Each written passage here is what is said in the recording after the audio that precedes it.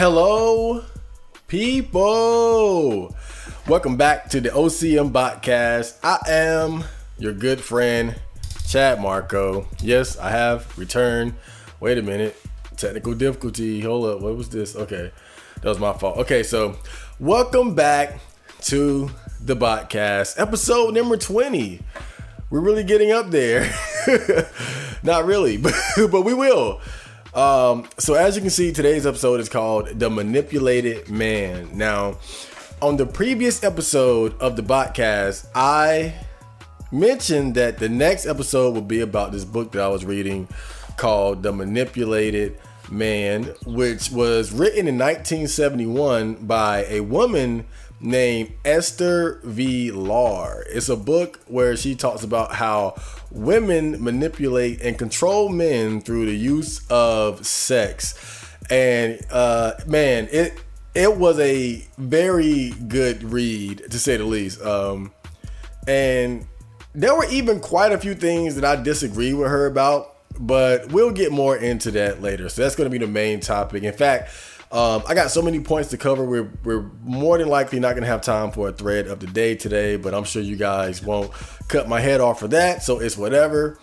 But also, we had the birthday stream a couple of days ago, right?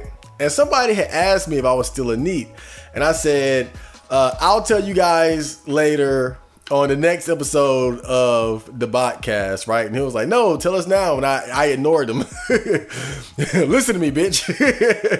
But yes, I finally got a job. Yay. Woo. So let me break down how this happened. So my sister, she ended up getting this little simple cleaning job. I don't know how the hell she found out about it. Because it's really kind of a little low key, to be honest. But she found out about it and she got on. And not long after she started working, she asked me if I wanted to get on too. So I'm like, whatever, I'll show up. I'll see what's up. And I show up, and wouldn't you know, the woman who is running it, I actually went to school with her and her husband. And her husband is a good friend. Oh shit. Hold up. This goddamn... Why is this thing acting like this? Don't be lame, computer. So yeah, her husband is a good friend of my best friend. So we all pretty much knew each other from school. So I knew right then it was a slam dunk. And, I've talked about it before. I never had an issue as far as like being willing to work a job. It was always the application process, right? That always kind of kept me out. And even back in May, I was going back and forth to the gas station trying to get on there, and it just never worked out because they kept giving me the fucking runaround. Like it always happens that way. Whenever I say fuck it, let me get a job, I always get that runaround treatment. It's like they just want you to chase them all across the fucking city just to get a job. But this shit was smooth because my sister put me on. I knew I went to school with the people who was running it, so it was perfect. Like I was working. I was already working before I even filled out the application and shit. That's how, like, again, it's kind of low key. I'm not gonna say it's bootleg, but it's not like a normal organized job. But fuck it, it pays, right? But so it's like this little cleaning job. We go to this medical center and we all just have different tasks as far as cleaning it up after all the employees leave. But what I like about this job the most is that it's only 3 hours a day, 5 days a week. I swear, I feel like I could not have gotten luckier. Because I'll be honest, one of the things that always worried me about getting a job is not having as much free time as I've enjoyed over my whole fucking life, right? I see people who work these normal like 9 to 5s and shit, and I do not envy them. I just got to be honest. Most people, like what friends I have and the people I know who work 9 to 5s, I never envy them because it's like you trade so much of your time for money, and I don't see you getting anywhere. And that's what always kind of like deterred me from really going hard trying to get in that position because. Again, it's not the work, it's just the amount of time that it takes up out of your life. and then all of that for you not to end up getting anywhere. You know, to me, that's unfortunate. But what I love about this shit is that it's only 3 hours a day, 5 days a week.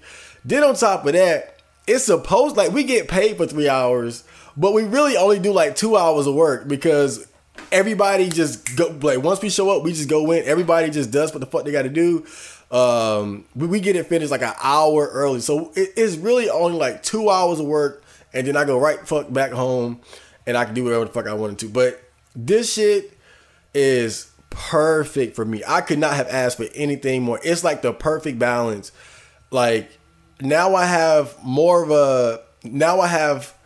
another stream of income because, you know, I got the YouTube shit, the streaming money, the donations, donating plasma, and now I got this. And with all three of those combined, again, I'm still really a broke dude, but I have enough money now to where I can start making more major moves. Like now I can start seriously thinking about, okay, saving up for a fucking car or some shit like that. I could never consider that before. So now I can actually make like some big boy moves. So man, you know, I can't even say that I hate to leave the neat life behind, because really, even now, because I've been doing it for like 3 weeks at this point, and life still pretty much feels the same, right? It's because, again, only 3 hours a day, really 2 hours, 2 hours a day, 30 minutes getting there and coming back. Like that, it's really nothing. Then on top of that, you're getting paid on top of it. I got my first like real complete check last Friday, and I swear, dude, I counted. I was in disbelief how much I got paid, because I didn't feel like I did shit. Man, I counted it. I looked at the check still. I'm like, hold up, something ain't right, bro. This a lot of this a lot of money. But I mean, it's not. But for me, a broke motherfucker, right? And for work, it doesn't even really feel like work. I feel so damn lucky. Like that. Like, man. Like, just the fact that this opportunity fell in my lap, I'm really appreciative. And then on top of that, you know, it's nice. One of the other good things about it is that you don't have to worry about mom, bringing up. So did you look for a job? You ain't got to worry about that shit no more, because it's already done. And oh man, man, I really could not have asked for anything better. I just hope that it lasts as long as I need it to.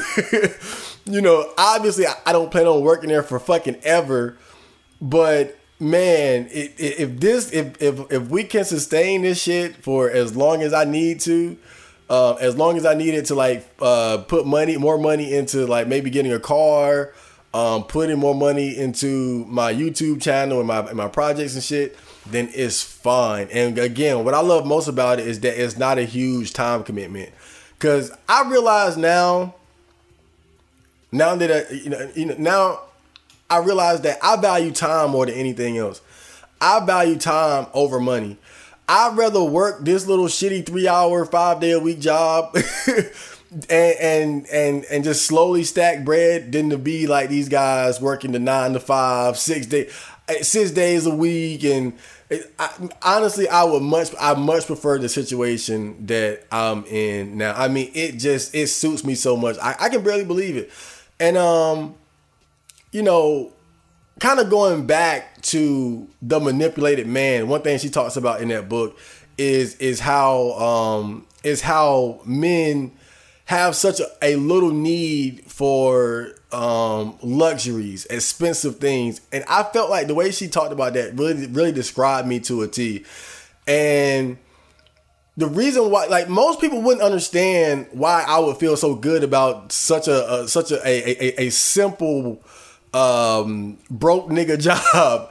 But as a guy with no kids, no bitches, no baby mamas, and none of that shit, like, like, for me, it means much more than for someone who got kids and is trying to impress women. And so like right now, I feel like I'm fucking balling. Like, I'm balling, man.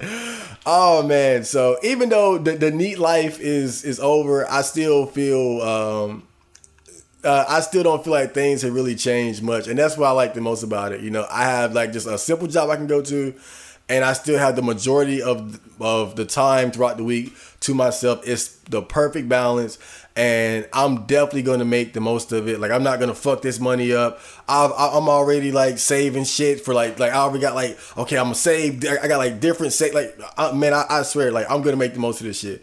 And really, that was always my goal from the beginning. My goal was never to be a NEET for a very long time.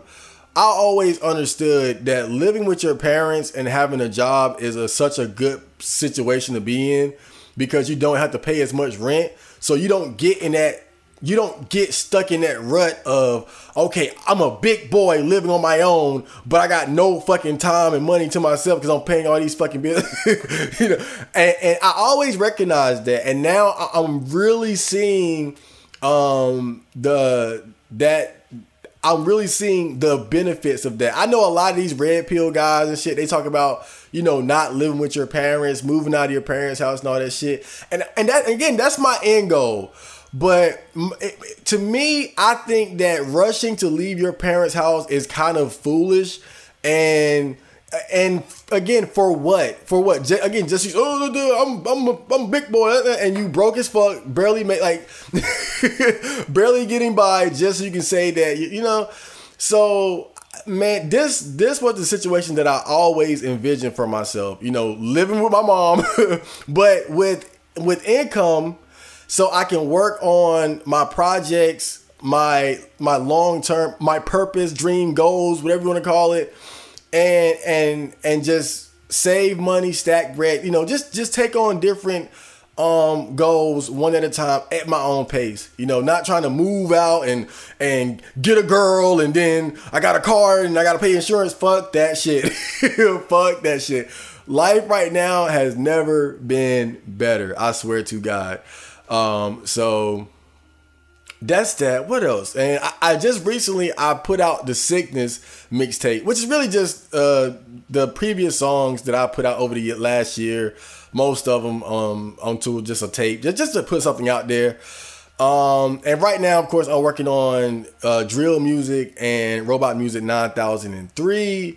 I know it doesn't seem like it because I ain't uploaded shit, but I'm writing and working on beats every single night. So very soon you guys are going to see the fruits of that labor.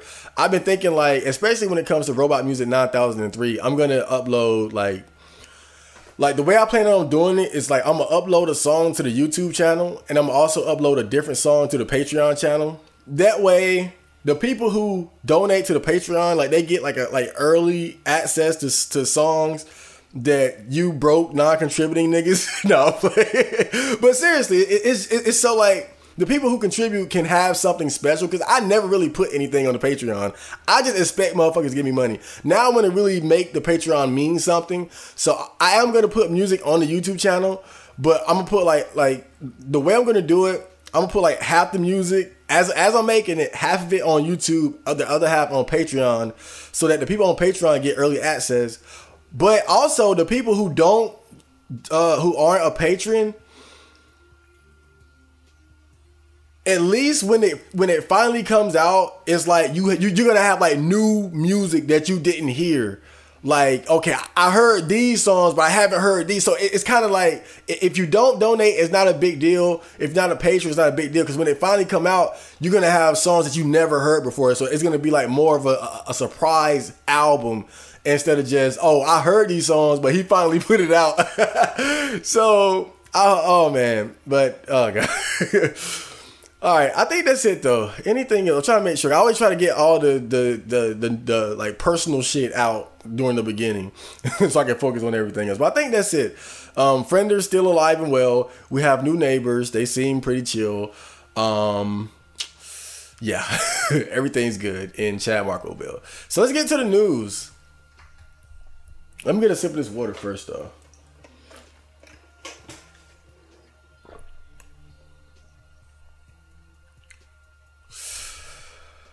Okay, so the first bit of news, and I'm gonna talk about these two together, but two child actors, well, former child actors, have been caught up in some, what would you call it? Well, let's take it one at a time, right? Because we got Corey in the house and Drake Bell in big trouble, basically. Let's start with Drake. Okay, hold up.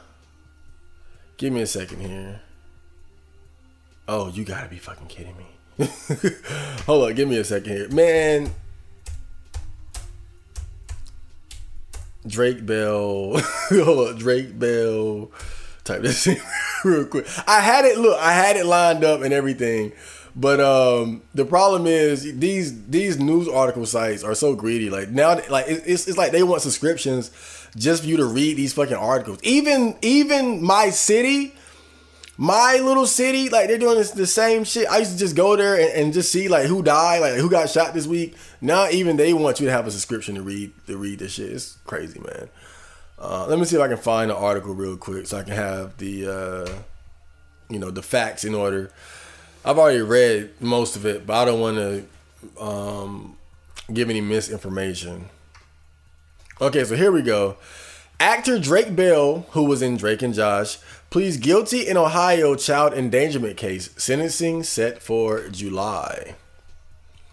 So yeah, basically Drake Bell got caught doing some pedophile shit, a la EDP, and wow, it's a shocker because it's like, wait, why Drake Bell? Why it's so random, right? Like damn, like why Drake Bell? But let's read on. Drake Bell, who played Drake in the Nickelodeon series Drake and Josh, pleaded guilty via Zoom on Wednesday. Via Zoom?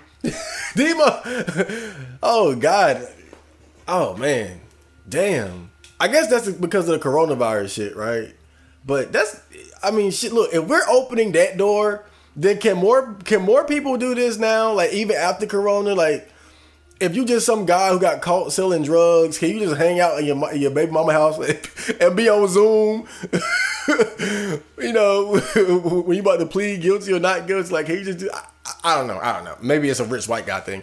Okay, so on Wednesday, to a felony charge of attempting to endanger children and a misdemeanor charge of disseminating material harmful to juveniles stemming from a 2007 incident in Ohio involving a teenage girl. Sentencing was set for July 12th. Bell, who appeared virtually at today's pre-trial hearing in Cuyahoga County, I don't know that, Common Pleas Court under his legal name Jarrett Bell, gave brief answers to a short series of questions, entering guilty pleas to one count of attempted child endangering, a 4th-degree felony, and disseminating matter harmful to juveniles, a 1st-degree misdemeanor.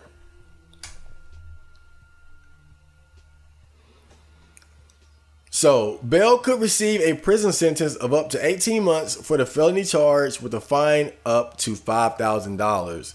The misdemeanor charge carries a sentence of up to 6 months in county jail and a fine up to $1,000.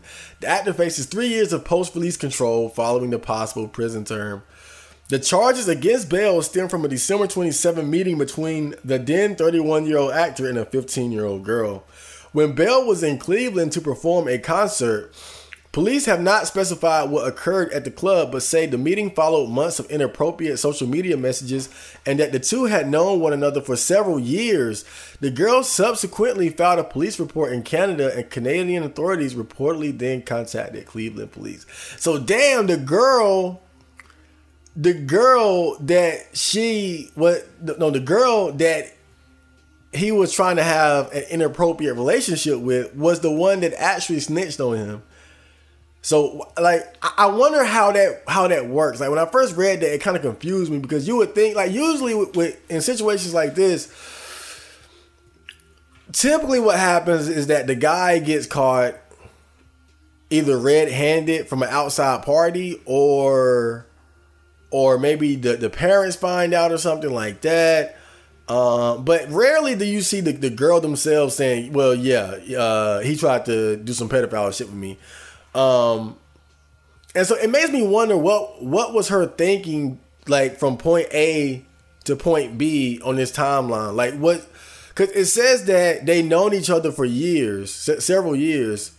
So it could have been a situation where she had an infatuation with him when she was younger and kind of just went along with it. And then as she got older and matured, she realized, like, wait a minute, this guy's a scumbag, right?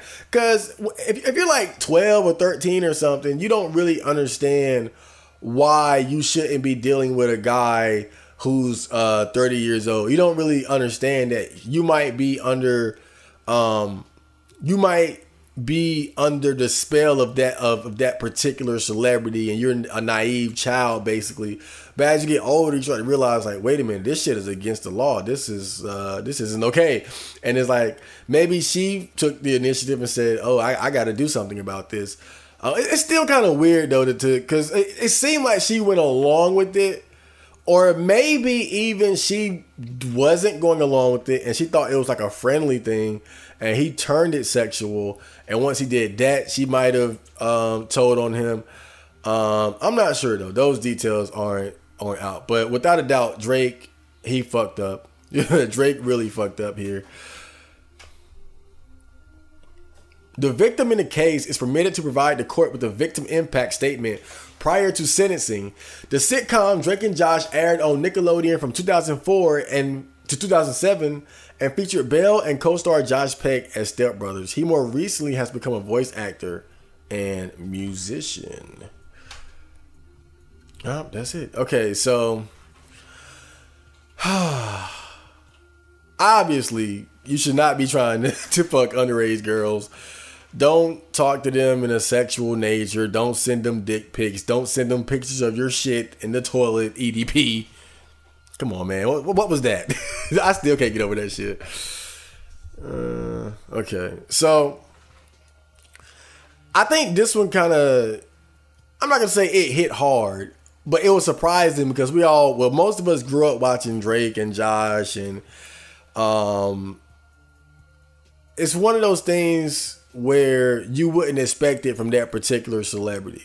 But I talked about this before, that, man, you got to always remember that it doesn't matter how famous you are, how rich you are, what your occupation is. Everyone is capable of doing shit like this. Well, not everyone, but I'm saying like just being not everyone, but I'm saying that being a celebrity doesn't exempt you from being able to do stuff like this. You know, so when we see it and it's, oh fuck, it's Drake Bell, it's kind of a mind fuck. It's like, why, what, how? It's almost unbelievable because we have this perception of them as being like these stand-up creative people, and then they turn around and do something like this. But I mean, this was just straight up foolish. You know, I always make this known, but I have a Discord and I have two rules: no girls and no porn. No girls, no porn, and no girls male. Because when you're in, and I know I'm not on his level or anything like that, but I have forethought. I have enough forethought to know that doing some dumb shit like having a sexual conversation with an underage girl now could come back and haunt me 5 years later. So I'm already ahead of the game. That's why I live by those rules anyway, man. And I might have talked, and I think I talked about this once before too, but there was a time where I believed that a local girl who was now this was going on from probably around the time she was 14 to 18. I got the feeling that she was giving me choosing signals. And it really kind of spiked up around the time she was like 16, 17. And in my state, that's legal. I could have said, well, but I didn't. For me, it's 18 over. I don't care if I live in a 16 over. Like, I don't give a fuck. I live by strict rules to avoid all of these little sexual bullshit traps that guys like Drake fall into. You know, I mean, anything can happen, right?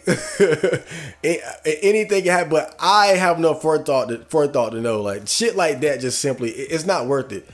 It's not worth it. It's not worth it. And then for a guy like him who can, now he ain't Drake the rapper or Lil Wayne or some shit like that. He ain't goddamn, he ain't Justin Bieber. But look, someone like him, he would have no trouble getting laid. Let's keep it a buck. And it's like, why do you fuck up your life doing something like this? Like, it's so not worth it. I mean, it's beyond stupid. It's like, I really just, I don't get it. You must have either some strong urge to be with underage girls. Like, that's your fetish, that's your thing, and it's hard to control. Or maybe you've gotten away with it before, so it's like you think it's not a big deal. Because you got to think about it. Okay, it's illegal, but people do a lot of illegal shit. Like, I smoke. Well, look, weed is still technically illegal, but it's like, it's not a big deal. But I'm just saying, people do illegal shit, whether it's doing drugs or whatever. And if you get away with it enough, you start to not think it's a big deal until it's a big deal. And so this could be a sign that this is something that he did several times and got away with enough times to think like, well, whatever, it's not going to happen to me. And I think the fact that she told on him actually says a lot. I honestly, at this point, I wouldn't be surprised if he did it before, and that's why he had the confidence to just do shit like this in the first place. Because he got, you get away with it once, twice, 3 times. It's like, well, they're not going to tell. I'm not dumb enough to get caught, but what happens when they tell? It's kind of like when you selling drugs. Like, well, I'm not getting caught, but what about when the guy you're selling drugs to tells on you? Again, I'm just speculating here, but yeah, shame on you, Drake. Hold up. If you open up your mind, it's gonna take some time to realize. Over your shoulder, I done forgot the lyrics, but just turn around. Hey. Someone told me that the lyrics are actually, it's going to take some time to not realize. And he gets really mad when people, get the lyrics wrong. Oh, man. But I don't really think he's going to go to prison, to be honest. I think he's probably going to get probation or something. But even worse. Let me get a sip of this water. We have another former child star who got caught up in some similar bullshit. Oh, look at those bracelets. Like, that's kind of shit I like to rock. Former Disney star Cal Macy faces a felony charge allegedly sent as explicit content to a minor. Macy starred in Disney's That's So Raven and Corey in the House from 2003 to 2008. Corey in the House kind of became a meme on 4chan for a while because of that fucking game. People were like acting like it was a good game and not just another like crap shovelware TV show, movie tie-in game bullshit. But let's get into this. So actor Cal Macy, known for his role as Corey Baxter on Disney Channel series That's So Raven and Corey in the House, has been charged with 1 count of immoral communication with a minor as per Variety. The charge follows a suit that alleges the 29-year-old sent explicit pictures, videos, and messages to a 13-year-old girl in 2008 and 2019. Macy failed to show up for his arraignment for the charges yesterday in Washington court, instead attending a clothing launch for Boohoo Man and the baby, according to his Instagram. Boohoo Man. What the fuck is Boohoo Man? I know the baby. The unnamed girl's family filed a lawsuit against Macy in 2019, seeking $1.5 million for intentional infliction of emotional distress, harmful matter sent with intention of seducing a minor, attempting to commit a lewd act with a minor, and annoying or molesting a minor. According to the victim's family, Macy first came in contact with the girl when she was just 4 years old. They stayed in touch as Macy presented himself as a father figure to the young girl, who was interested in a career in entertainment. As Macy became closer to the girl's family, her mother says that Macy encouraged her to move to Seattle to Los Angeles, from Seattle to Los Angeles, and live with him and his girlfriend. Wow, that's actually kind of creepy. I didn't expect it to hit like those levels. I didn't read this, by the way, beforehand. So contact between the two allegedly increased after the girl expressed interest in a role on the reboot of Corey in the House. It's unknown if this reboot was actually going to exist in 2018. Shortly after, it is alleged that Macy added the minor on Snapchat, where he sent her explicit videos and images. According to TMZ, a flash drive was given to police by the minor's mother, and it contained a video of Macy exposing his genitals and other pornographic content. After the civil lawsuit stalled, the family went to the sheriff's office in Kings County to file official charges. Wow, he got caught red-handed. A flash drive was given to police by the minor's mother, and it contained a video of Macy exposing his genitals and other pornographic content. I mean, that's it. Like, you going out, because I heard like he was claiming before that it was extortion. But if this checks out and it's not just like a random like masturbating video from Pornhub that they like, man, we got this guy. Let's get some fat dude masturbating off Pornhub, put on the flash drive, say it's him. He sent it to our daughter. We got him. But it sounds like everything is on the okay. I mean, to put all that out is probably more than likely him. I mean, goddamn, dude. And that's again just fucked up shit, man. What the hell is wrong with these niggas? What the hell is wrong with these niggas? Now, look, Corey in the house probably not. He ain't getting bitches like Drake, so I'm not as surprised. But it's still kind of surprising because, you know, you see these guys on TV and, you know, anytime you're a child actor on a Disney show or a Nickelodeon show, your character is always going to be like stand up. You know, you might be a bit goofy. You're not going to be perfect, right? You even make mistakes. You do dumb shit. But at the end of the episode, your wrong is always corrected. You apologize. You learn the error of your ways. And you adjust and move on.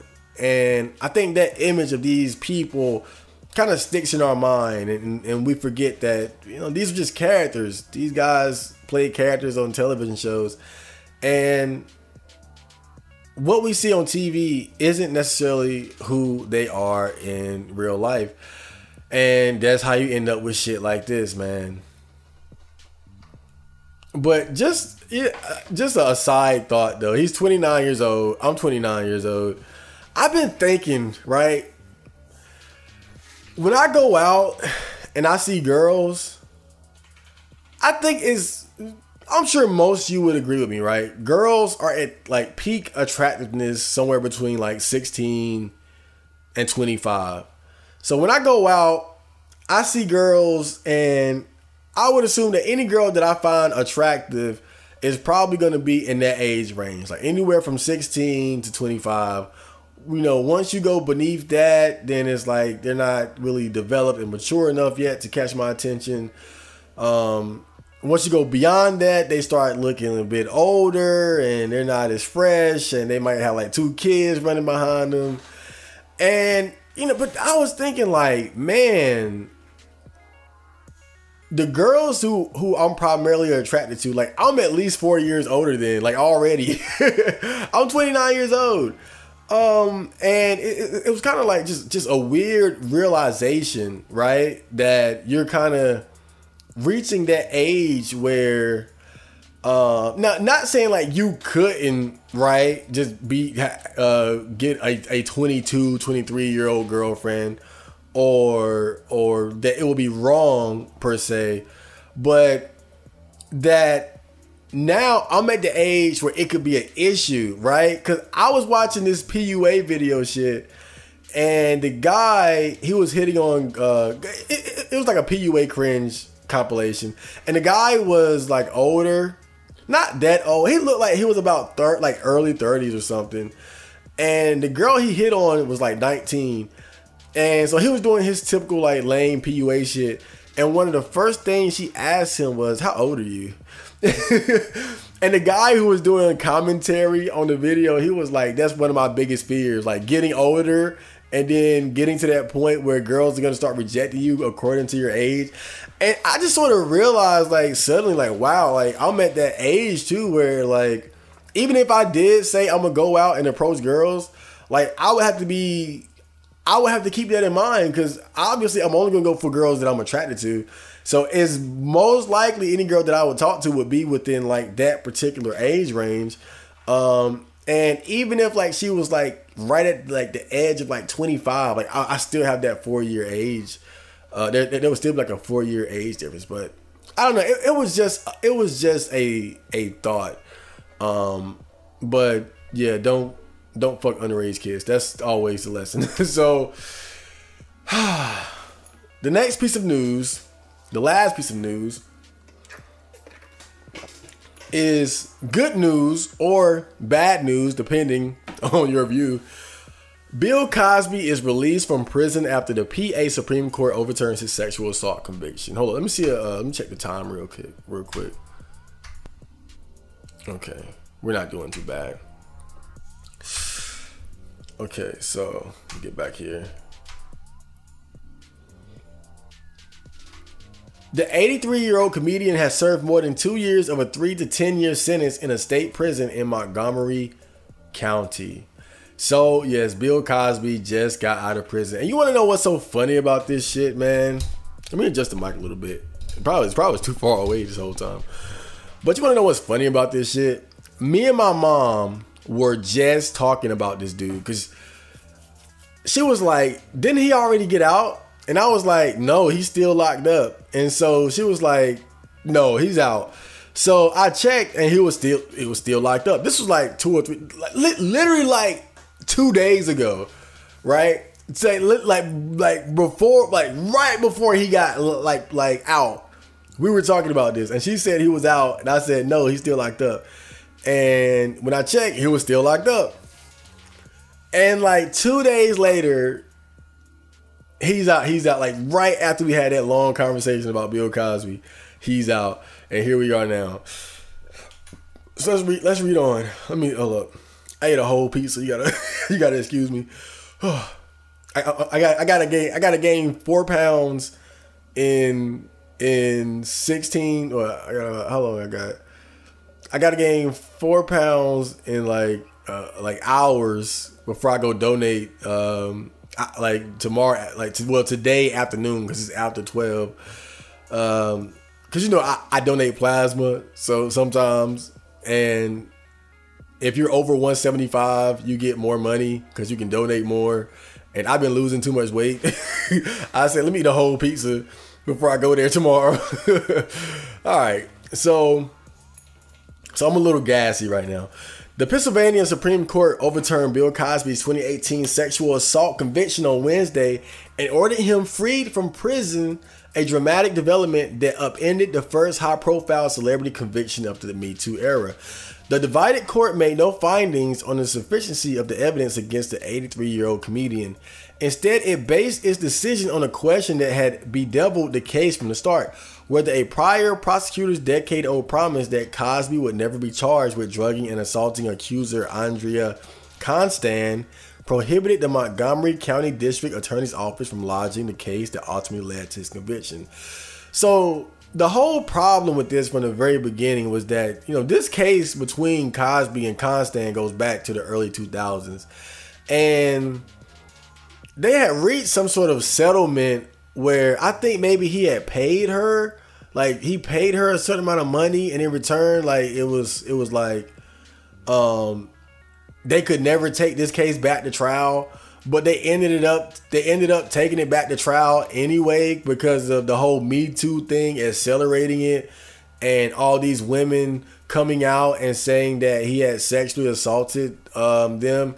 So it seems like all of that kind of added fuel to the fire, and she was the one who kind of stepped up and had like a recent enough. She was the one that had a recent enough incident with him, with some degree of, I guess you could say, maybe not even necessarily evidence, but certainly you're not going to find evidence from these women making claims from like the 80s and 70s and shit. So I think that's why all those women kind of got behind her, because she was like the most recent one that had an incident with him. So even though they said that they wouldn't take the case back to trial, they ended up doing it anyway. And let's face it, man, it seems like looking back, it should have never happened, because they promised, okay, they basically settled out of court. Now you can't bring this up anymore. And they brought it up again. So it should have never happened in the first place. But I'm willing to bet that the whole reason for him getting locked up, in that case going back to trial, was because of the Me Too movement adding so much fuel to that fire and leading to this all happening when it really shouldn't happen in the first place, you know. Because I hate to say it, but that's the power of these social justice movements and trying to be politically correct and catering to all these movements, Black Lives Matter and Me Too and shit, is that something that shouldn't happen could happen because you want to try to please these various groups and you don't want to upset them.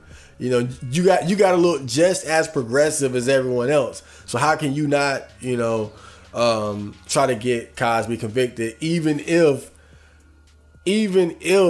there was, the case should have never been able to be brought back to trial anyway. So let's read on. Justice David N. Wetch, writing for the majority, found that it did, citing Cosby's reliance on that vow when he agreed to give incriminating testimony in a civil case Constant had filed against him. Testimony that justices said was improperly used years later against Cosby at his criminal trial. This was an unconstitutional, coercive bait and switch, Wetch wrote, noting that such a vast due process violation required an equally drastic remedy. Ultimately, the court barred prosecutors from ever retrying Cosby on the Constant charges again, a decision that drew dissents from 3 members of the court. Still, within hours, Cosby walked out of the state prison near Collegeville, where he had already served more than 2 years of his 3 to 10 year sentence. In a case that spanned 16 years and had been held as a landmark achievement in holding celebrities accountable for past sexual misconduct, had crumbled to dust. Returning to his Elkins Park estate, Cosby eventually emerged to greet supporters gathered outside the gates, leaning on one of his lawyers for support and dressed in a Central High t-shirt and velvet shoes with dogs embroidered on them. He flashed a V for victory, Ken, his sign, but declined to address the crowd. When a reporter asked Cosby how he was feeling, his lawyer Jennifer Bonjean interjected. He says his heart is just beating really fast. I bet, man. He tweeted later thanking his fans, the court, and those who stood by him. I have never changed my stance nor my story, he said. I have always maintained my innocence. Thank you to all my fans, supporters, and friends who stood by me through this ordeal. Special thanks to the Pennsylvania Supreme Court for upholding the rule of law.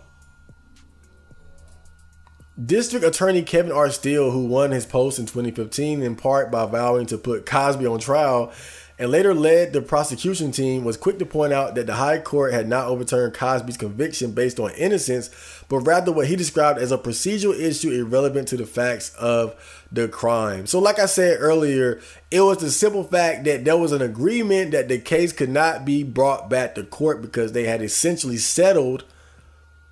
Yet years later, they brought it back to court because of all the fuel that was tossed into that flame by the Me Too movement and all these women coming forward with these accusations. And again, like I said, that's the power of you know, the whole progressiveness, all these little movements and shit. Me Too. You don't want to be on the wrong side of that fence. And so even something like this that should have never happened ends up happening. I mean, when he got convicted, goddamn, it was so amazing. But it's like people forget, like man, it should never happen in the first place. But he's saying that because to say that, you know, this doesn't necessarily prove that he's innocent, just that we didn't have enough evidence to convict him. And the case that was, and then on top of that, the case they tried to use against him shouldn't have been allowed to be taken to court anyway. In a statement, Steele commended Constant and dozens of other women who have since come forward to accuse Cosby of similar assaults for remaining steadfast throughout his long ordeal. His office did not say whether it intended to petition the court for a rehearing on the decision. All right, so that's all I'm gonna talk about with that shit. This is a long ass article, very in depth, but I think we got the gist of it. Bill Cosby finally got out of prison, yay or nay, according to your particular beliefs. Me personally, I don't really care to be honest, because I don't know. I'm not gonna sit here and act like he didn't do shit. I don't know, but I will say that the simple fact that they agreed that the case could not be taken back to court, that they basically settled, and yet they went back on that promise and used that case to send him to prison, that's not right. That's wrong. So if you're gonna do it, you got to do it the right way. You can't. Yeah, if you're gonna do it, you got to do it the right way. You can't go back and do shit like that. So. But ultimately, I don't know. I mean, man, you talking about shit that happened in the 70s and 80s. Ain't no telling what this guy was doing or what he didn't do. But what I will say about it is this, is because he admitted to giving women drugs and whatnot, and that didn't make him look so good. But this is what I have always thought, and I've heard other content creators talk about this as well. But when you're talking about giving girls drugs, I think people, when they hear that, they interpret it the wrong way. Like, I think some people, they hear that and in their mind, they see Bill Cosby maliciously like spiking someone's drink with a Quaalude for the express purpose of getting them high and then fucking them or raping them or whatever.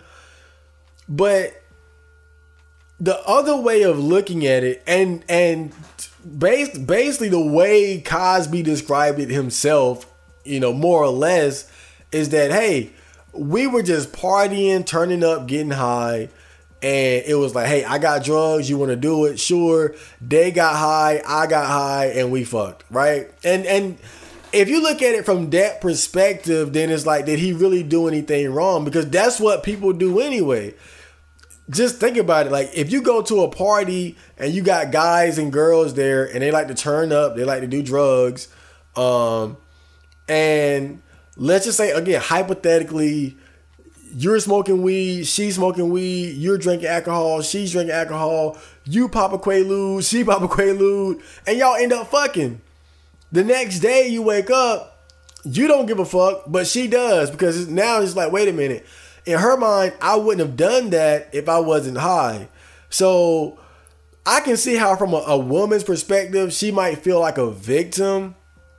But I would say that's only the case if he spiked you with it, right? If he gave it to you without your knowledge, then I would say you're a victim. But it's kind of like what guys say about these situations involving alcohol, right?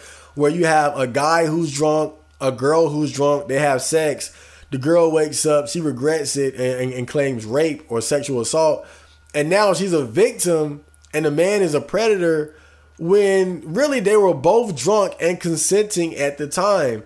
And to me, it seems like maybe perhaps that's kind of what Bill Cosby was doing. Again, with all the number of women who came forward, it's hard to think that many women would misinterpret the situation like that. So that's why I still say I'm not willing to celebrate and defend him, because I just don't know. But I can understand how he could get caught up in some shit like this just based on you being a getting high ass motherfucker, and then you try to bring some bitches on board with that, and then they can't really hang, or they don't really understand what they're taking and how powerful and potent it is. Because really you wouldn't even have to like maliciously try to sneak it on them, right? It could just be some shit like where y'all just hanging out, turning up, smoking some weed, and you say, hey, I got these pills, you want to try it? She don't know about it. She don't know how strong or potent it is, but she want to fit in or whatever, and she take it, and it's like, woo, I'm trying to fuck. And then she get fucked, and then wake up the next day like, whoa, I was not trying to fuck that nigga. And so I can see how a situation like that can be viewed in two completely different ways depending on how you look at it. You could say, well, I'm a victim because I didn't, I really didn't want to have sex with him, but I was so high. He got me this high. But then you also got to say, like, bitch, you wanted to get high. You just couldn't. So it's crazy, but it's too old to know the truth at this point. Only Bill Cosby knows in his conscience, and those girls as well. But the fact is, the man is out, and he's probably not going back in. But to be honest,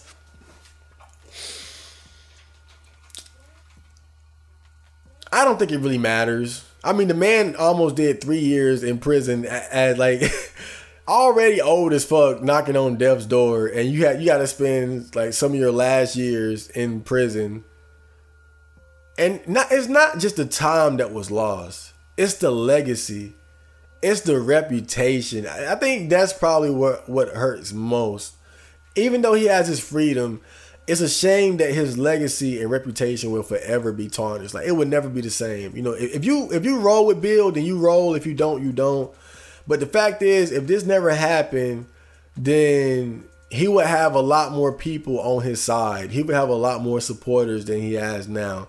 I'm sure he still has a great deal, but it's kind of like what Eddie Griffin had said about this on Vlad TV all those years ago. It seems like almost every highly successful black man just has to have an asterisk next to his name, right? Like just no one can get out unscathed. Like, everybody just has that one thing, right? Like with Bill Cosby and this, you can say like Kobe Bryant and the rape accusations. When he died, that was one of the first things that came up. Michael Jackson, right? You know, even someone like Eddie Murphy. Like, people always go back to that whole tranny thing. So it just seems like as black entertainers, man, when you get to a certain level, it's like just something's gonna happen. Like, you'll be so lucky to just get out of the game, like to just check in and check out without having something like this attached to your name. That's gonna always have people saying like scratching their head and looking at you sideways or looking at your legacy sideways. But you know, it is what it is, man. You know, Bill just got to roll with the punches. So that's it for the news. Hope you guys enjoyed that. We're gonna have OC, and then we're gonna get to the main topic. So stay tuned.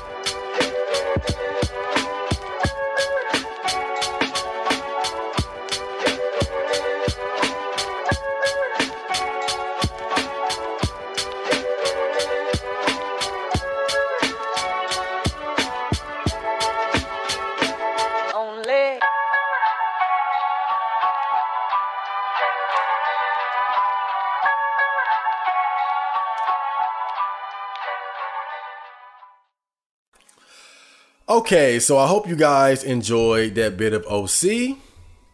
Next, we have the main topic, the manipulated man. So, excuse me, before I get into this book, let's talk a bit about the author Esther Vilar.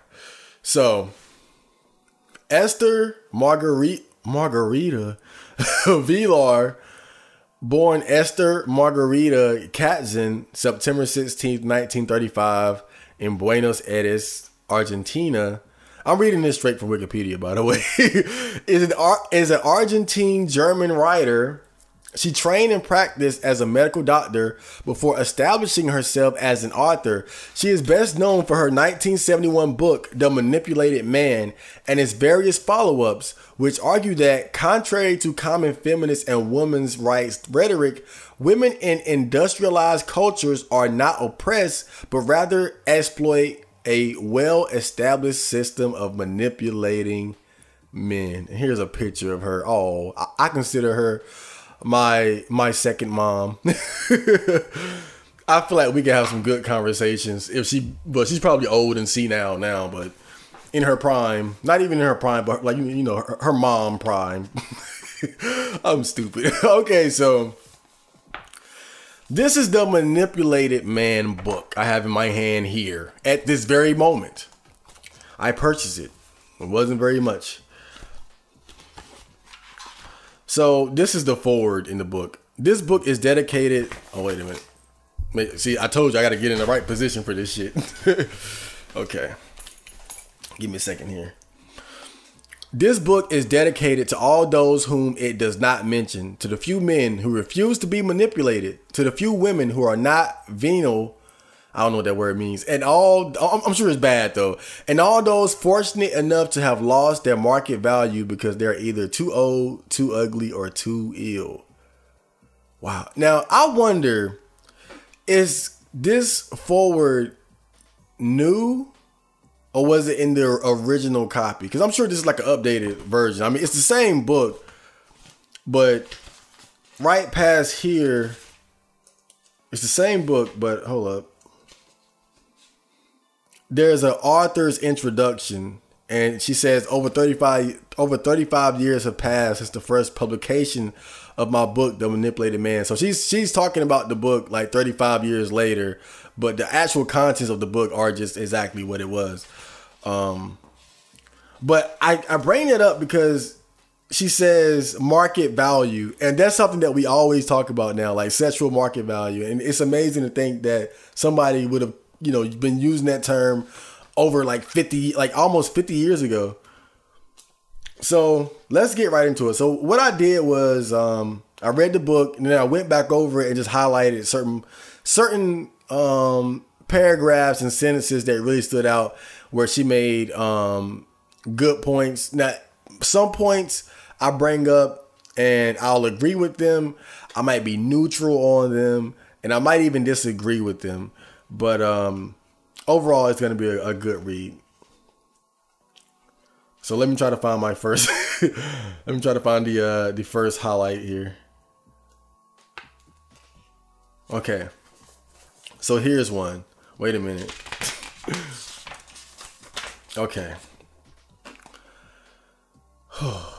So she says, women let men work for them, think for them, and take on their responsibilities. In fact, they exploit them. Yet, since men are strong, intelligent, and imaginative, while women are weak, unimaginative, and stupid, why isn't it men who exploit women? Could it be that strength, intelligence, and imagination are not prerequisites for power, but merely qualifications for slavery? Could it be that the world is not being ruled by experts, but by beings who are not fit for anything else, by women? And if this is so, how do women manage it so that their victims do not feel themselves cheated and humiliated, but rather believe to be themselves what they are least of all, masters of the universe? How do women manage to instill in men this sense of pride and superiority that inspires them to ever greater achievements? Why are women never unmasked? So right off the bat, look at what she says. Women are weak, unimaginative, and stupid. Let me tell you something before we go further, man.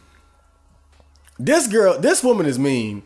I swear, bro. It's like, she is mean, and I would even go as far as to say she is like really overly critical of women and doesn't give them enough credit. that might be an unexpected way for me to begin this, but I really do feel that way. I think that she makes a lot of good points, but I feel like she really doesn't give women enough credit for their particular values and contributions to society. At least it seems that way to me. I mean, seriously, this woman makes Kevin Samuels look like Steve Harvey. Really, she makes alpha male strategies look like Derek Jackson. She makes Patrice O'Neal look like fucking Bill Cosby, bro. Like, she is mean as hell. And I'm not gonna get to all the mean shit that she said about women, because again, I've already stated my point on that, and some of it is gonna leak through anyway. But she is, man. I did feel like she was rather, at least a bit unfair towards women. But even right here, she makes a good point about, could it be that strength, intelligence, and imagination are not prerequisites for power, but merely qualifications for slavery? We see all the ways that men, just on average, tend to be superior to women, yet somehow we always end up subservient to them. And I'm sure it's no secret where this book is going to go. It's pretty obvious why women are able to control men, and that's through sex. But let's keep going. So here she says, any qualities in a man that a woman finds useful, she calls masculine. All others of no use to her or to anyone else for that matter, she chooses to call effeminate. A man's appearance has to be masculine if he wants to have success with women. And that means it would have to be geared to his one and only raison d'être. That's a French word. I don't know how to say it. Work. His appearance must conform to each and every task put to him, and he must always be able to fulfill it. So this is a good point here, because this is something that I've thought about even when I was much younger. How you can't always be yourself and get pussy at the same time. Because when you look at, like, when guys talk about, okay, I have problems with women, I have problems with dating, people in response would say things like I'm sure you've heard guys say shit like, you don't know how to talk to girls, you got to talk to girls. Like just think about what they're saying when they say something like that. Like, you don't know how to talk to girls. When do you hear people say that in regards to, like, other groups of people, right? Like, you don't know how to talk to guys.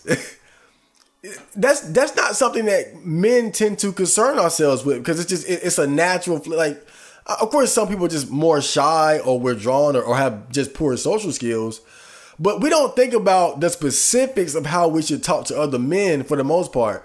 But when it comes to women, then we start thinking about this shit. Okay, like you gotta talk to a girl this way, and you can't say this and you can't do that. Like, I was just talking about on the stream a while ago how people say around girls, you shouldn't smile a lot, you shouldn't laugh too much. Like, just natural I'm happy shit you shouldn't do around girls, because it's not stoic and hard and masculine. And right here she says anything that she finds useful, she calls masculine. All other things of no use to her or to anyone else for that matter, she chooses to call effeminate. And I've always noticed this as a method of control, because most men, we want to be masculine. We want to be considered real men. And so when people control the narrative or the story or the standard of what it means to be a man, that's really a means of control. Because if you want to be a man and you listen to what other people say it means to be a man, then you're going to try to conform with that idea, not realizing that you're actually being manipulated. Now, you might not be consciously like I'm not saying someone's in a fucking room somewhere plotting your destruction, but you have to understand how that can be used against you to manipulate you. You want to be masculine, you want to be considered a real man. And so people can use that against you and say, well, this is what a real man does. When in reality, they're really saying, this is what I want you to do for me. It's kind of like what you see with the whole stepdaddy thing, right? How some people will say, like, a real man will step up and be a stepdad. Like, again, they're trying to control you. They're by controlling, by giving you the standard of what it means to be a man in their eyes. And so if you listen, if you absorb that, if you say, well, okay, then now you're being controlled. Now, again, we can agree or disagree on that specific point. I'm just saying that the standards of what it means to be considered a man can be used to manipulate men who want to be considered a real man. So here's another one. The rest of a man's appearance is also adapted to his situation. His hairstyle requires only 15 minutes at the barber every 2 or 3 weeks. Curls, waves, and tints are not encouraged as they might hinder his work. Men often work in the open air or spend a considerable amount of time in it. Hence, complicated styles would be a nuisance. Furthermore, it is improbable that such styles would make a hit with women, since unlike men, they never judge the opposite sex from an aesthetic point of view. So most men, after 1 or 2 attempts at individuality, realize that women are indifferent to their efforts and revert to a standard style, short or long. Now, this was a point that I disagree with her on. So she says, where is it specifically? So she says, furthermore, it is improbable that such styles would make a hit with women, since unlike men, they never judge the opposite sex from an aesthetic point of view. So if you have been tuned in to reality at all, then you know that's just simply not true. I believe, and I'm sure most of you guys would agree, that women take a great amount of interest in the aesthetic or appearance of the men that they would beat, that they would sleep with, date, marry, and whatnot. We all know how far that lookism rabbit hole goes. We've been down there through all the layers of earth. It's a deep hole, but we all know how important looks can be to women. As far as height, facial structure, hairline, youth, the way you dress, all these various things do matter to women. So this was a point that I disagree with her on, but I think it stems from one of her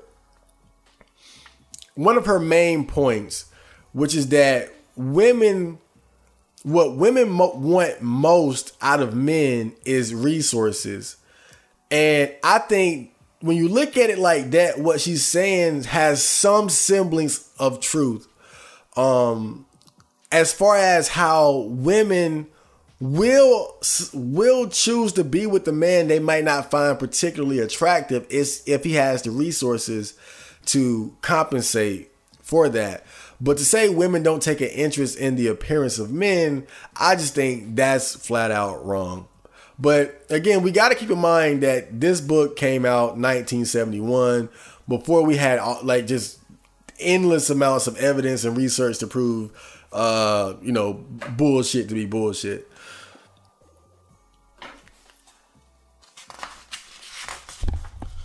So here's another one.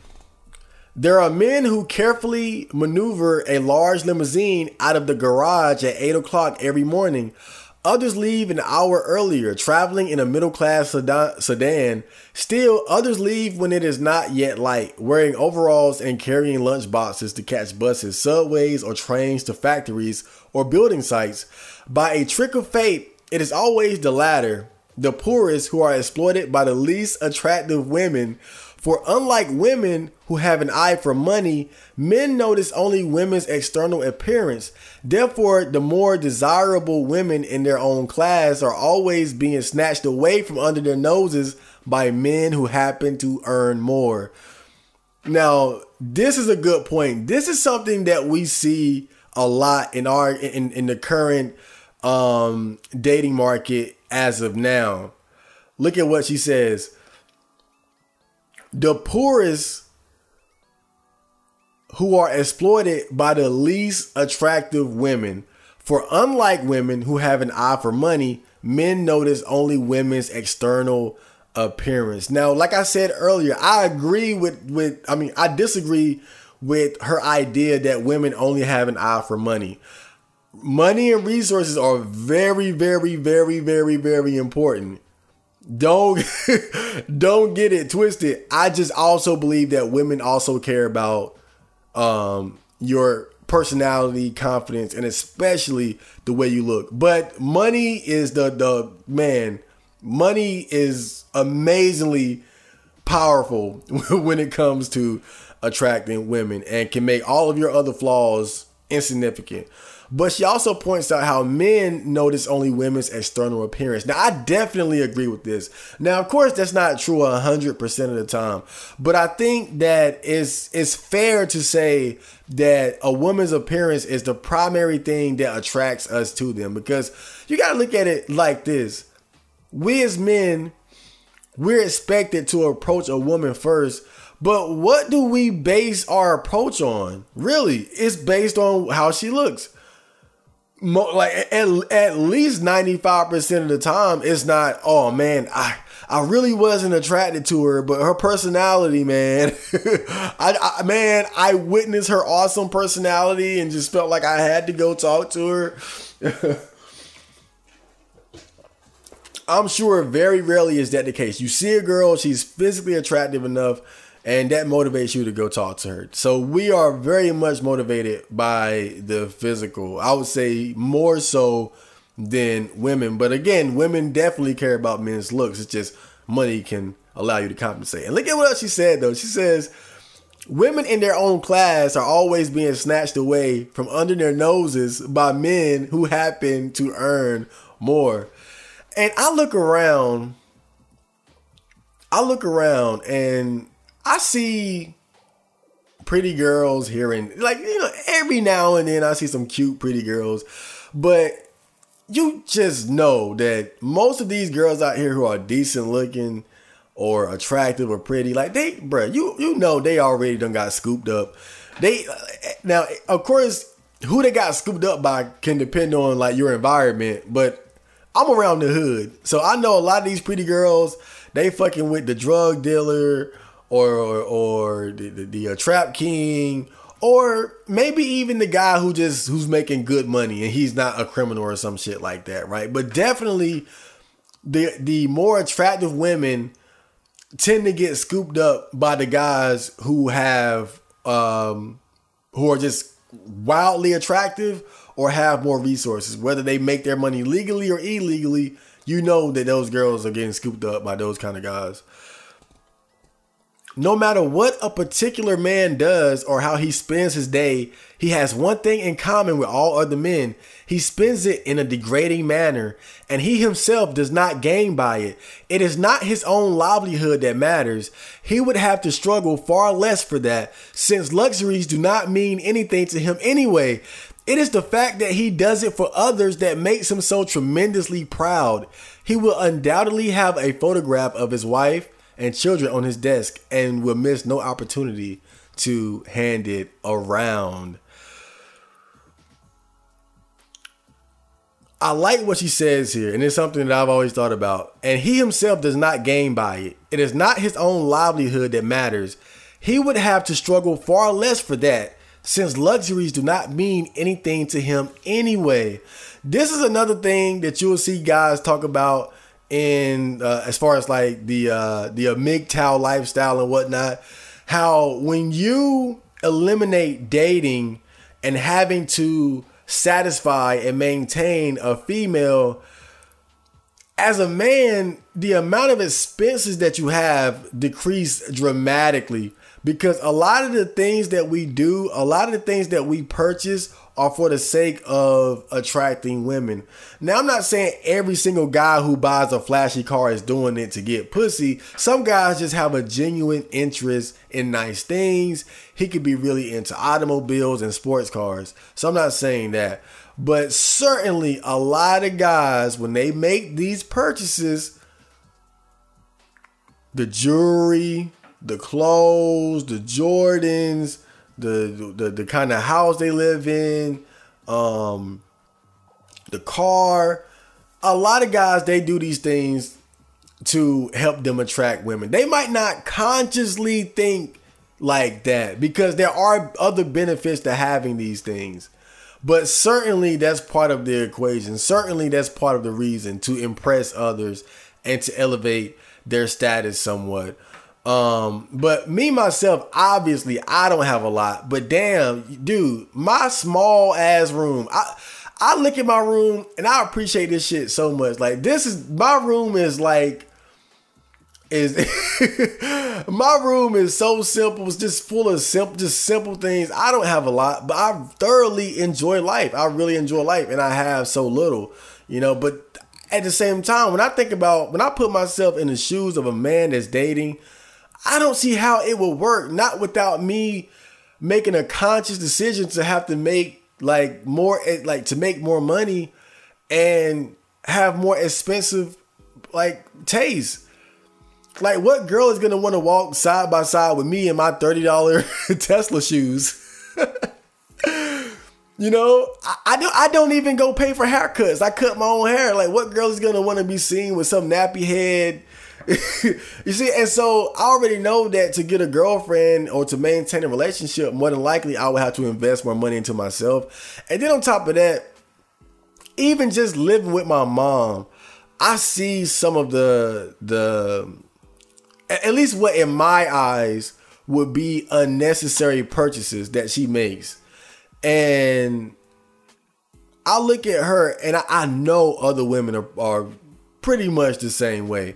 That if you were dating them, they're going to have this desire to buy things that, at least in your eyes, just does not make, like, why are you buying that? But that's your wife. That's your girl. So you got to provide for her. You got to, you don't understand why she wants it. You don't give a fuck.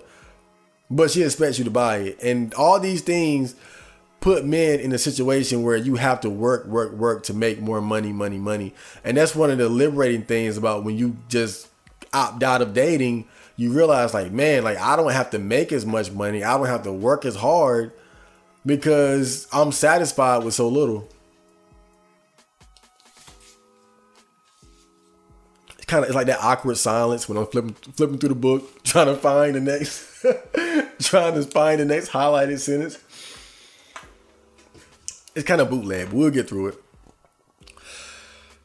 So here she says, a woman, as we have already said, is, in contrast to a man, a human being who does not work.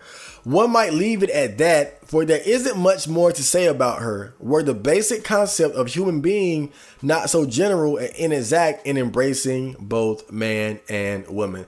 So that is what she presents as what a woman is. A human being who does not work. Now, again, I think this is something else that kind of highlights the time in which this was written. This was 1971. This was... now it ain't like I was walking around in my bell bottoms in 1971, but I do believe that was a time when women were still,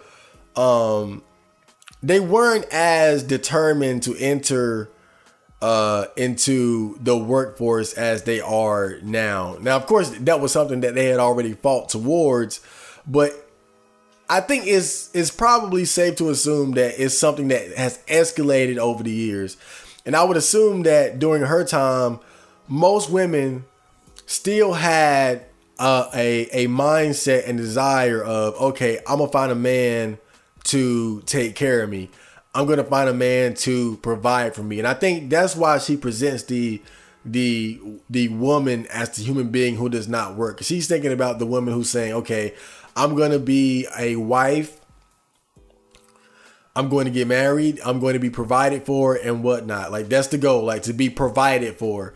And even when you look at women now, when you look at women who, now women have careers, they get into, they're educated, they have jobs, women make their own money. I mean, goddamn, my mom is one of the most hardest working people I've ever fucking seen. So now we see women definitely do work and they can work.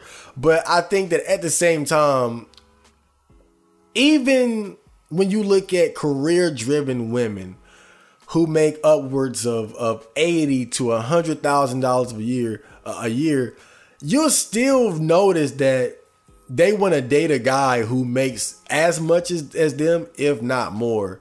Because even if they have their own money, even if they do work, they still, I still believe most women would just want that backup, that safety net of a man whose job it is to provide for them. And I think that's what she means when she says women do not work. The ultimate goal for a woman is to be provided for, not to be the provider. And to avoid having to provide for herself as a necessity. So here she says, why do women not make use of their intellectual potential? For the simple reason that they do not need to. It is not essential for their survival. Theoretically, it is possible for a beautiful woman to have less intelligence than a chimpanzee and still be considered an acceptable member of, oh God, excuse me, that was bad, acceptable member of society. By the age of 12 at least, at the latest, most women have decided to become prostitutes, or to put it another way, they have planned a future for themselves, which consists of choosing a man and letting him do all the work. In return for his support, they are prepared to let him make use of their vagina at certain given intervals. The minute a woman has made this decision, she ceases to develop her mind. She may, of course, go on to obtain various degrees and diplomas. These increase her market value in the eyes of men, for men believe that a woman who can recite things by heart must also know and understand them. But any real possibility of communication between the sexes ceases at this point. Their paths are divided forever. So here's an interesting thing that she said here. Women have decided, by the age of 12, women have decided to become prostitutes. Or to put it in another way, they have planned a future for themselves, which consists of choosing a man and letting them do all the work. If you guys watch my night walk vlog, I talked about why I wouldn't pay for sex. And I made a comparison between prostitution and marriage, and how prostitution is just the condensed version of the marriage divorce scheme. You know, I give you sex, you give me resources. That, at least that's how I see it, right? And it's funny because reading this, I mean, right there is the exact same way of framing prostitution and marriage or just ordinary relationships. Choosing a man, letting him do all the work. In return for his support, they're prepared to let him make use of their vagina. I mean, look, come on.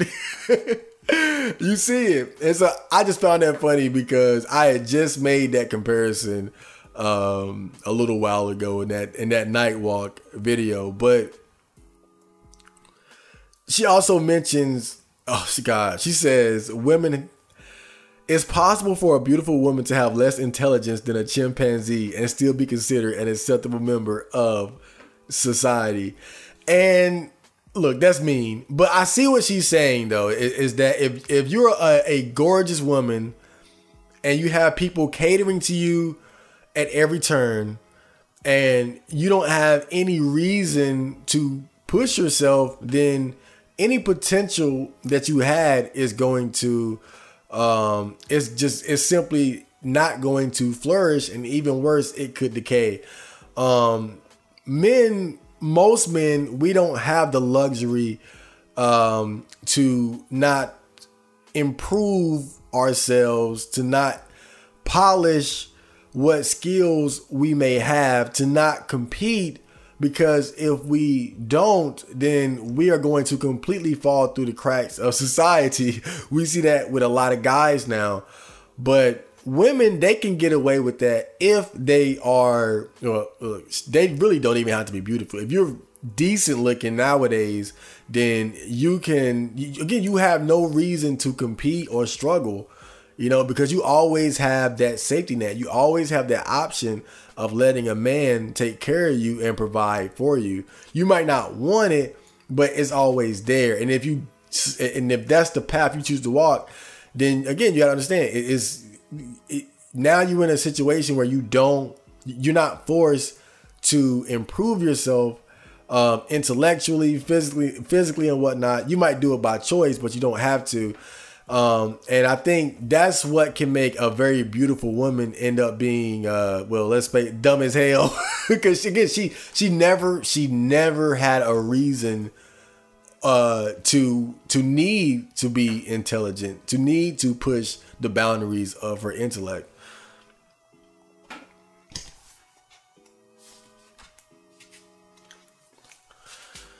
Okay, so here she says, it is true that men love women, but they also despise them. Anyone who gets up in the morning fresh and ready to conquer new worlds, with infrequent success admittedly because he has to earn a living, is bound to despise someone who simply isn't interested in such pursuits. Contempt may even be one of the main reasons for his efforts to further the mental development of a woman.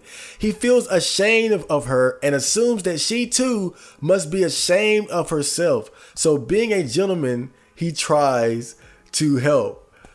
Now, this kind of reminds me of how we always talk about how women live life on easy mode. It's true that men love women, but they also despise them. And when I look at some of the woman hate stuff you can find on R9K, that tends to be one of the things that men love to call out. Well, at least, the guys in our circle, our weird circles, right, call women out on is how they live life on easy mode. As much as you might be attracted to them, the fact that their lives are so much easier than yours can be a source of I think it can cause resentment in men when we do the math and realize, like, man, we got to do this and that and the third and struggle and fight and conquer and divide and and they just got to show up. I think that sort of thing does make some men despise women. Some guys might just say, well, you know what, that's just women are feminine and weak and whatnot, just depending on your view. So here she says, there is one great advantage which women have over men. They have a choice between the life of a man and the life of a dim-witted, parasitic luxury item. There are too few women who would not select the latter. Men do not have this choice. Now, that was something that I was just talking about, how women, any decent looking woman pretty much has that option available to them. I can pursue education. I can try to get a job. I can try to get a career, start a business or whatnot, or I can just trade my body, not literally, but sell pussy. I mean, women are born with a valuable resource, the vagina. Women are it's just the way that it is. Women are born with a valuable resource where the more attractive you are, the more valuable it is. And there's no shortage of men who are willing to pay for it. It's kind of like, it really, bro, it's like if you play a video game but you start off with a cheat code. That's really what women have. It's like playing Grand Theft Auto, but you start with $100 million. or you're playing Final Fantasy 7 or 8 and you start off at like level 50, like just from the jump. It's like, oh, Call of Duty, but you got infinite ammo. Like that's what women have. Like that's the difference between being a man and a woman. We have to play the game normally. We start with the base stacks, no money, no items, no cheat codes, no debug mode. They start off, they got a full inventory, they got legendary gear. but seriously, that's what the vagina truly is for them.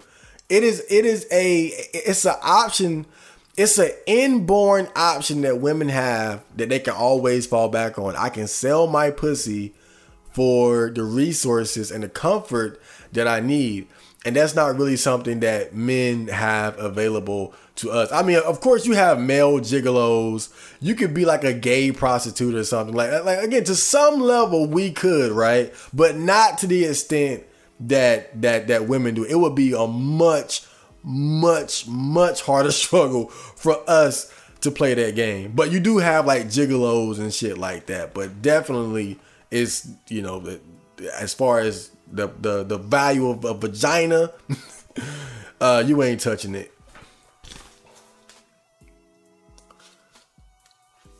Okay, so here she says, whatever men set about to impress women with counts for nothing in the world of women. Only another woman is of importance in her world. Of course, a woman will always be pleased if a man turns to look at her. And if he is well dressed or drives an expensive sports car, so much the better.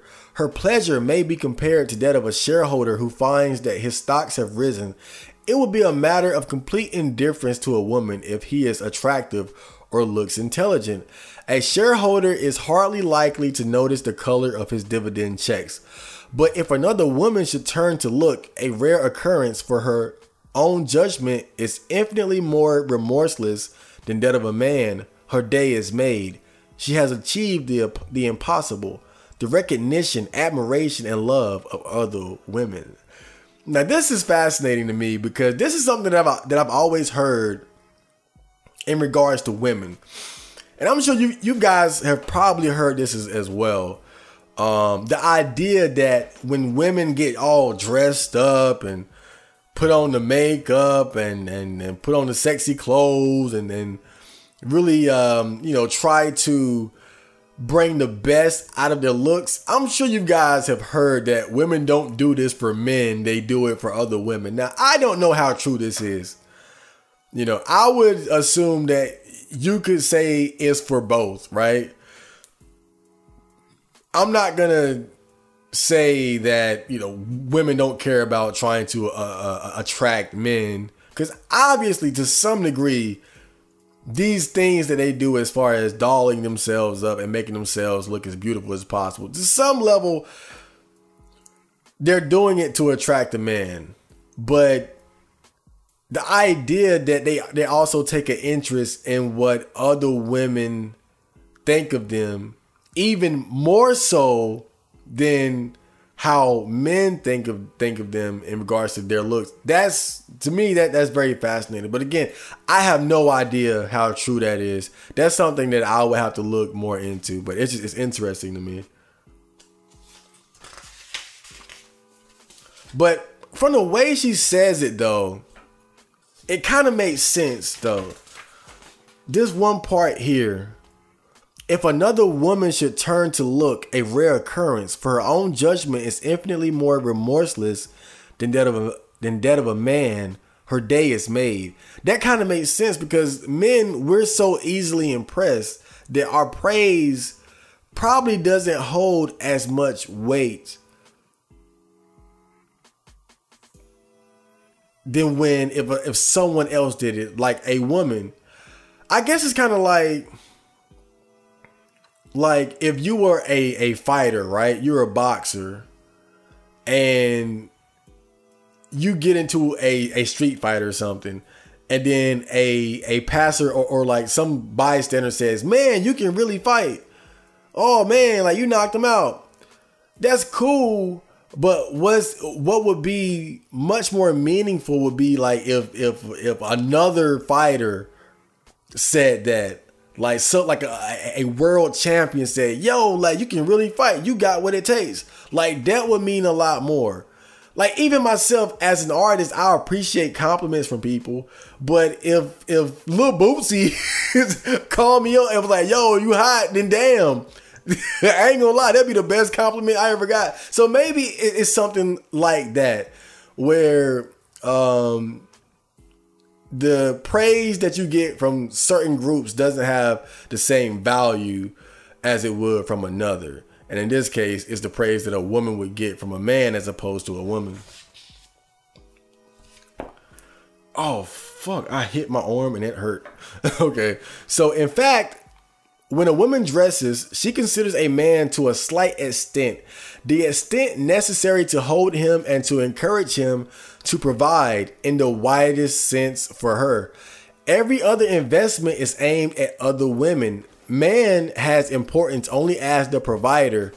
If a firm wants to get hold of a specialist in some field, it will flatter and entice him in every possible way until he weakens.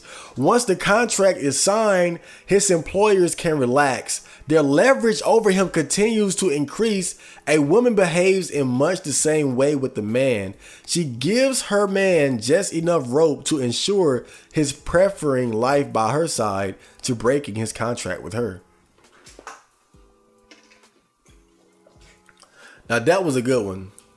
So, as I mentioned before, certainly women dress up as a means to attract men. And as she says here, she considers a man to a slight extent, the extent necessary to hold him and to encourage him to provide or to even approach him. I'm adding that in there. But come on, that's part of the game too.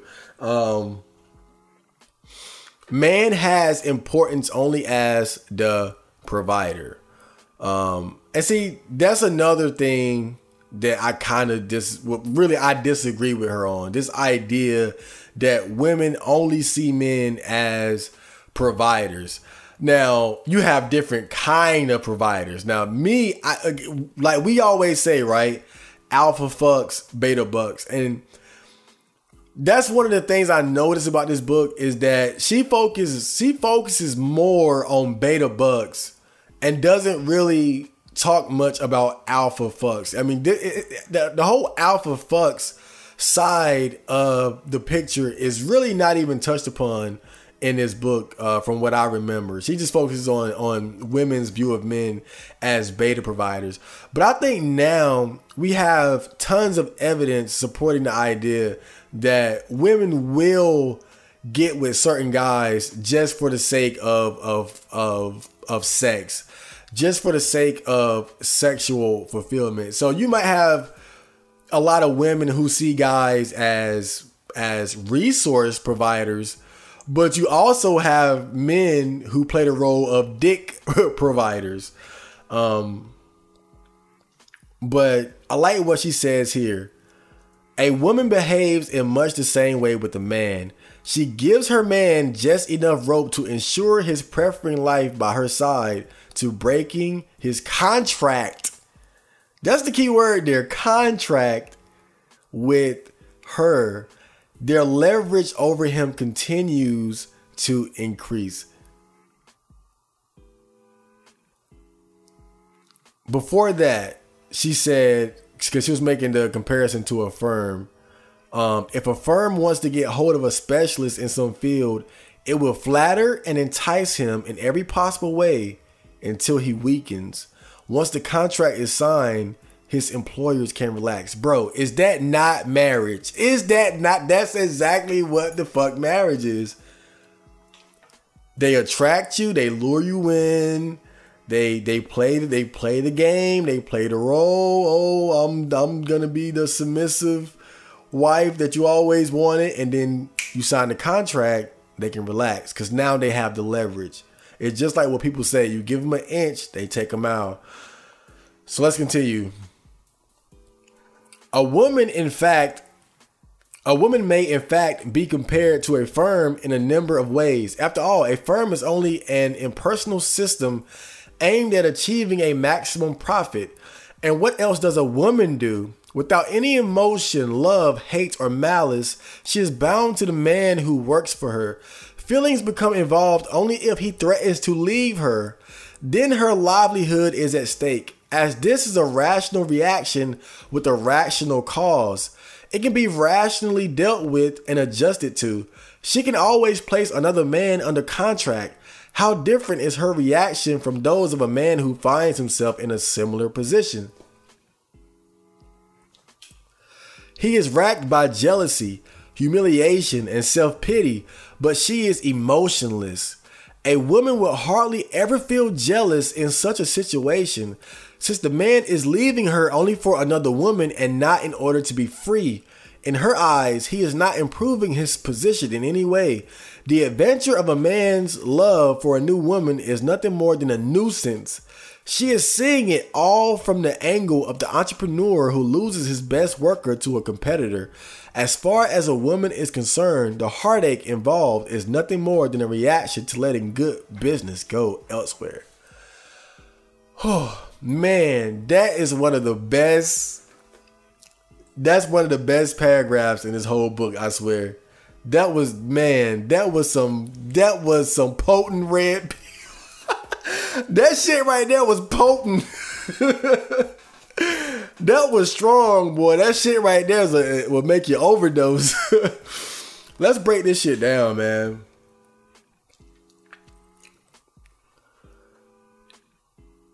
What else does a woman do? Without any emotion, love, hate, or malice, she is bound to the man who works for her. Feelings become involved only if he threatens to leave her. Then her livelihood is at stake. This makes me think back to a video where it was Coach Greg Adams and Alpha Male Strategy. I think it was Coach Greg Adams and Alpha Male Strategies. They were doing a video together. And I think it was CGA who asked AMS, what are your thoughts on marriage? And AMS, he said, you got to be a damn fool to get married. But his point wasn't about the money. I think we always think about the whole getting divorced, losing half your shit thing. But he talked about how when you get married, you basically ruin the one power that you have over women, which is the ability to walk away. When you get married, now it doesn't become impossible for you to walk away. It just becomes much more difficult and much more problematic and risky for you as the man to walk away once you're married because of all the bullshit you're going to have to deal with and the losses you're going to take financially if you happen to be wealthy or have a significant amount of resources, right? Or even a little bit, right? If you got anything that can be cut in half, it's gonna hurt. If you got $5,000 in the bank and you lose half that shit, that's gonna hurt, right? So, and here she mentions though, feelings become involved only if he threatens to leave her. Then her livelihood is at stake. So it's just like what they said. Your power as a man is the ability to walk away, and marriage makes it way more difficult than it needs to be. And just like she said previously, once she has the leverage, the contract, marriage, she can relax and she can treat you how she really wants to treat you. She no longer has to submit. Now the real her is going to come out. Now I'm not saying that every woman on the planet is just going to turn into fucking Medusa the second you marry her. Not all women are just evil harpies, but you have to understand, what you have to understand about people in general is that, you know, we're going to do what we think we can get away with. And when you get married to a woman, you simply put her in a position where she can get away with more. Because she knows you can't walk away with ease. And if you do, you still have to compensate her. How different is her reaction from those of a man who finds himself in a similar position? He is racked by jealousy, humiliation, and self-pity, but she is emotionless. And I was talking about this a while ago, how when you look at these videos of girls getting caught cheating, you notice how they never give a fuck. You notice how they are never self-reflective and think of how what they did was bad. You notice how they never seem guilty at all. They just seem annoyed by the fact that you're kind of embarrassing them in public, like taking this video, like, oh, you cheated on me. I'm hurt, but I'm pretending like I'm not hurt, and I'm gonna take a video of it. Like, when I see shit like that, girls, they never seem regretful or like they feel any guilt. It's always like, I wish this guy would just shut the fuck up and stop making this whole scene awkward in front of these people. Like, just go, boy. Just go. Doesn't it always seem like that? A woman will hardly ever feel jealous in such a situation, since the man is leaving her only for another woman and not in order to be free. In her eyes, he is not improving his position in any way. So it's like, for a woman leaving her is bad, because again, you're that support system for her. But even when you walk away, if you were already married, then it's like, okay, well, at least she gets paid on the way out, right? Or you pay her on your way out. And it's not, again, it's not like you're leaving for freedom unless you're going full MGTOW. You know, you're just going to another girl and you're going to be her slave, and she's got another slave man lined up for herself.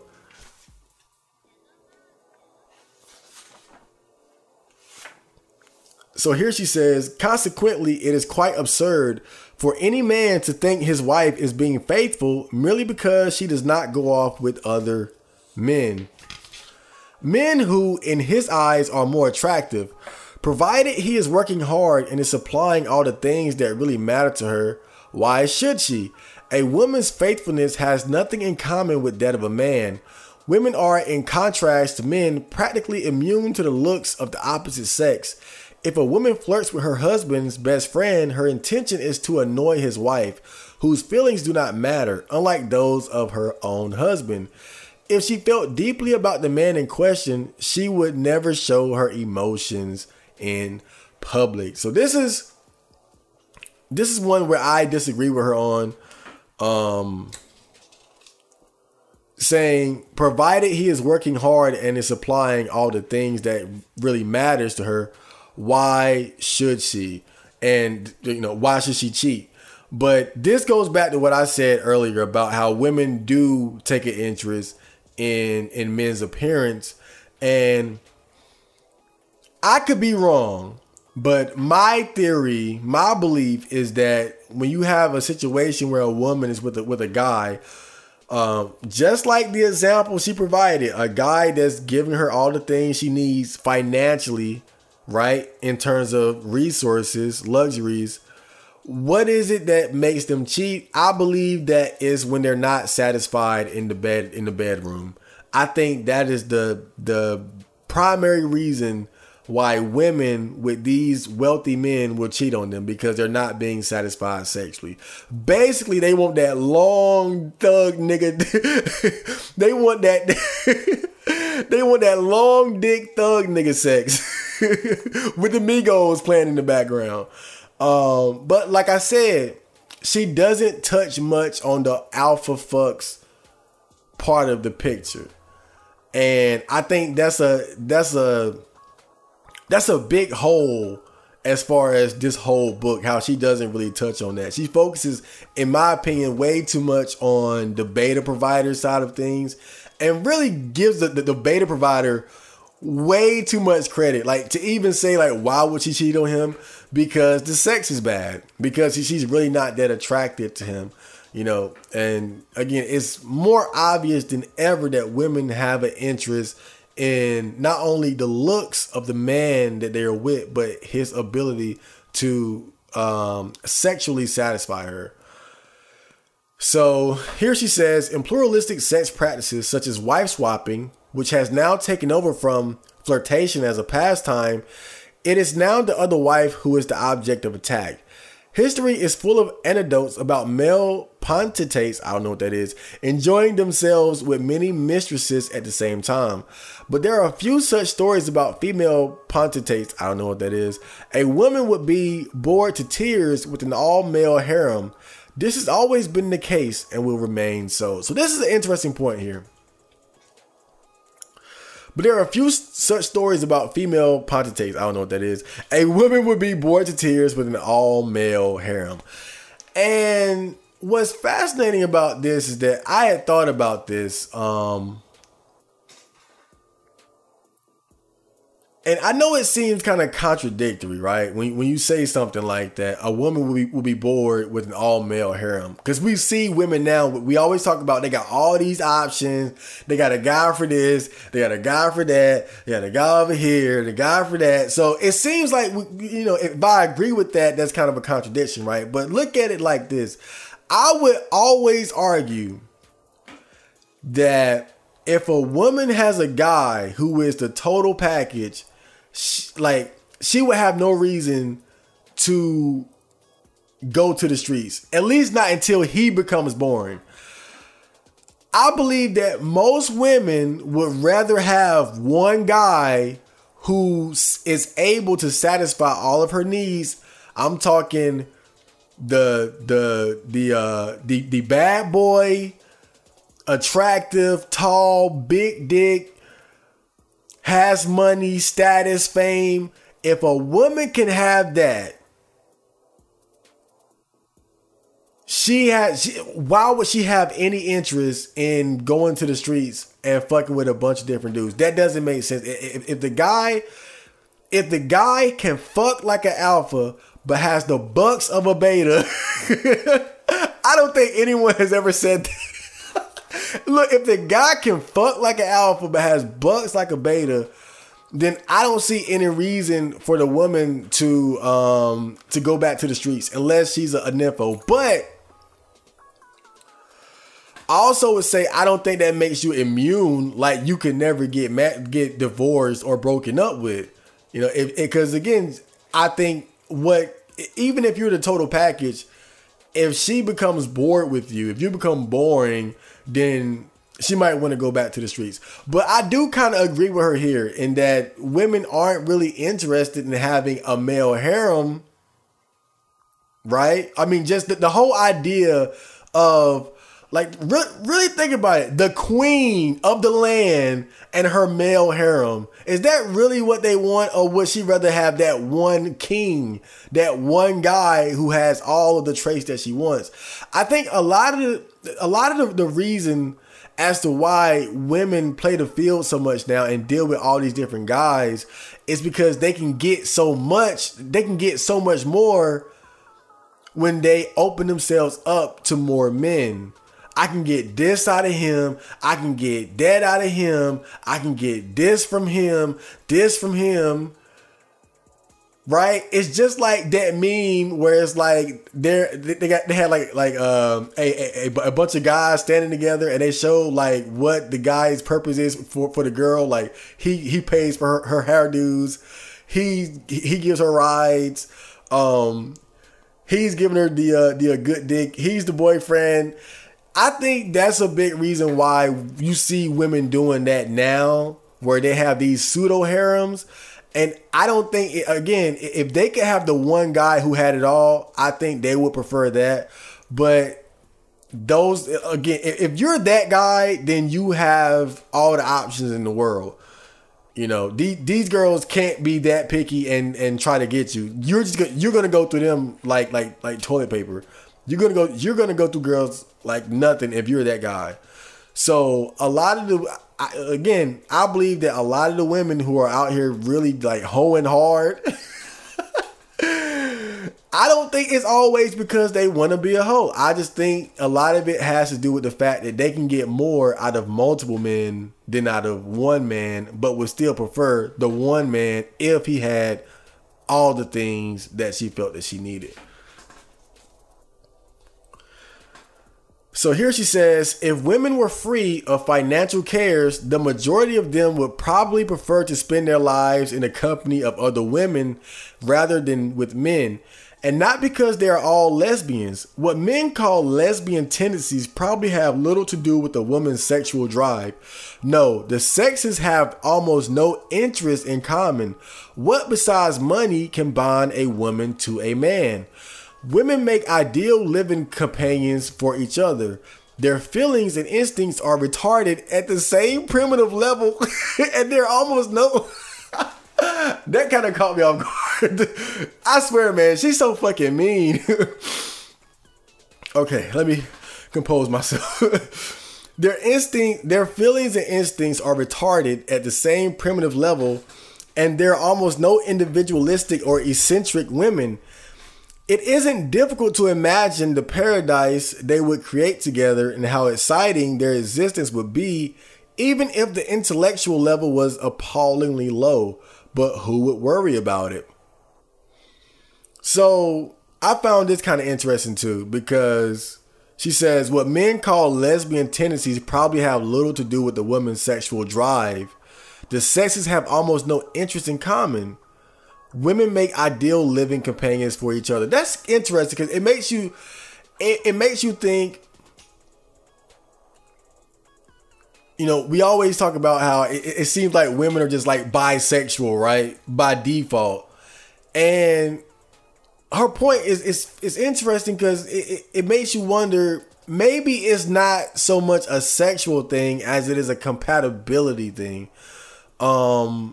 Now, I know some men and women do have interest in common. Like, again, she makes some pretty big generalizations here. But I do think there's a lot of truth here as far as like the gap of as far as like the interest between what women take interest in and what men take interest in. Like, just look at myself, for example, right? I love fighting games. I like fighting games to the point where I'll look up tutorials on how to do combos. I'll play online for hours, sweating and raging. How many girls are going to be into that? Right? When I'm sitting there sweating playing Dragon Ball Fighters, like I've been working out for 2 hours, how many women are going to be able to sit there and take a genuine interest in what I'm doing? Right? When I'm watching tournaments and looking at how-to combo videos, how many girls are going to be into that? Right? Now, of course, I have other interests that maybe some girls will be into, but I'm just saying that when you look at the way guys can get interested in these like niche things, you know, you can see women take an interest in some of these things to a level. Like, you got girls who like video games. You got girls who like anime, but how many take it to that next level, you know? How many girls have seen all 100 plus episodes? Is it 100? It's a lot of episodes of Legends of Galactic Heroes, right? It's a lot of girls who've seen Boku no Hero Academia or Attack on Titan, Evangelion or some shit. But how many saw goddamn Ashta Nojo? Right? Or Getter Robo or some low key shit, right? So you can find women who have an interest in what you do, sure, but definitely past a certain point when you take that interest to the the next level and you really go deep into it, you're gonna find less and less women who are willing to ride that wave with you that deep into your interest.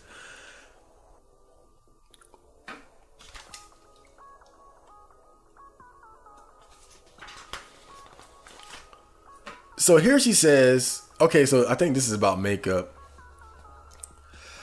With the aid of skillfully applied cosmetics designed to preserve that precious baby look, with the aid of helpless, appealing babble and... Hold up. Okay. And exclamations such as ooh and ah to denote astonishment, surprise, and admiration. With inane little bursts of conversation, women have preserved this baby look for as long as possible. so as to make the world continue to believe in the darling, sweet little girl she once was, and she relies on the protective instinct in man to make him take care of her. As with everything a woman undertakes on her own initiative, this whole maneuver is as incredible as it is stupid. It is amazing, in fact, that it succeeds. It would appear very short-sighted to encourage such an ideal of beauty, for how can any woman hope to maintain it beyond the age of 25? Despite every trick of the cosmetics industry, despite magazine advice against thinking or laughing, both tend to create wrinkles, her actual age will inevitably show through the end. And what on earth is a man to do with a grown-up face when he has been manipulated into considering only helpless, appealing little girls to be creatures of beauty? What is a man to do with a woman when the smooth curves have become flabby tires of flesh, the skin slack and pallid, when the childish tones have grown shrill and the laughter sounds like neighing? What is to become of this shrew when her face no longer atones for her ceaseless inanities, and when the cries of ooh and ah begin to drive him out of his mind? This mummified child will never fire a man's erotic fantasy again. One might think her power broken at last, but no. She still manages to get her own way, and for two reasons. The first is obvious. She now has children who enable her to continue feigning helplessness. As for the second, there are simply not enough young women to go around. This was some cold shit. This a cold-hearted chick, man. This was cold, but you can't deny the truth in these words, man. So she's talking about how women try to preserve their youth through the use of cosmetics and whatnot, trying to preserve the baby look, that fresh, soft, plump skin. Excuse me.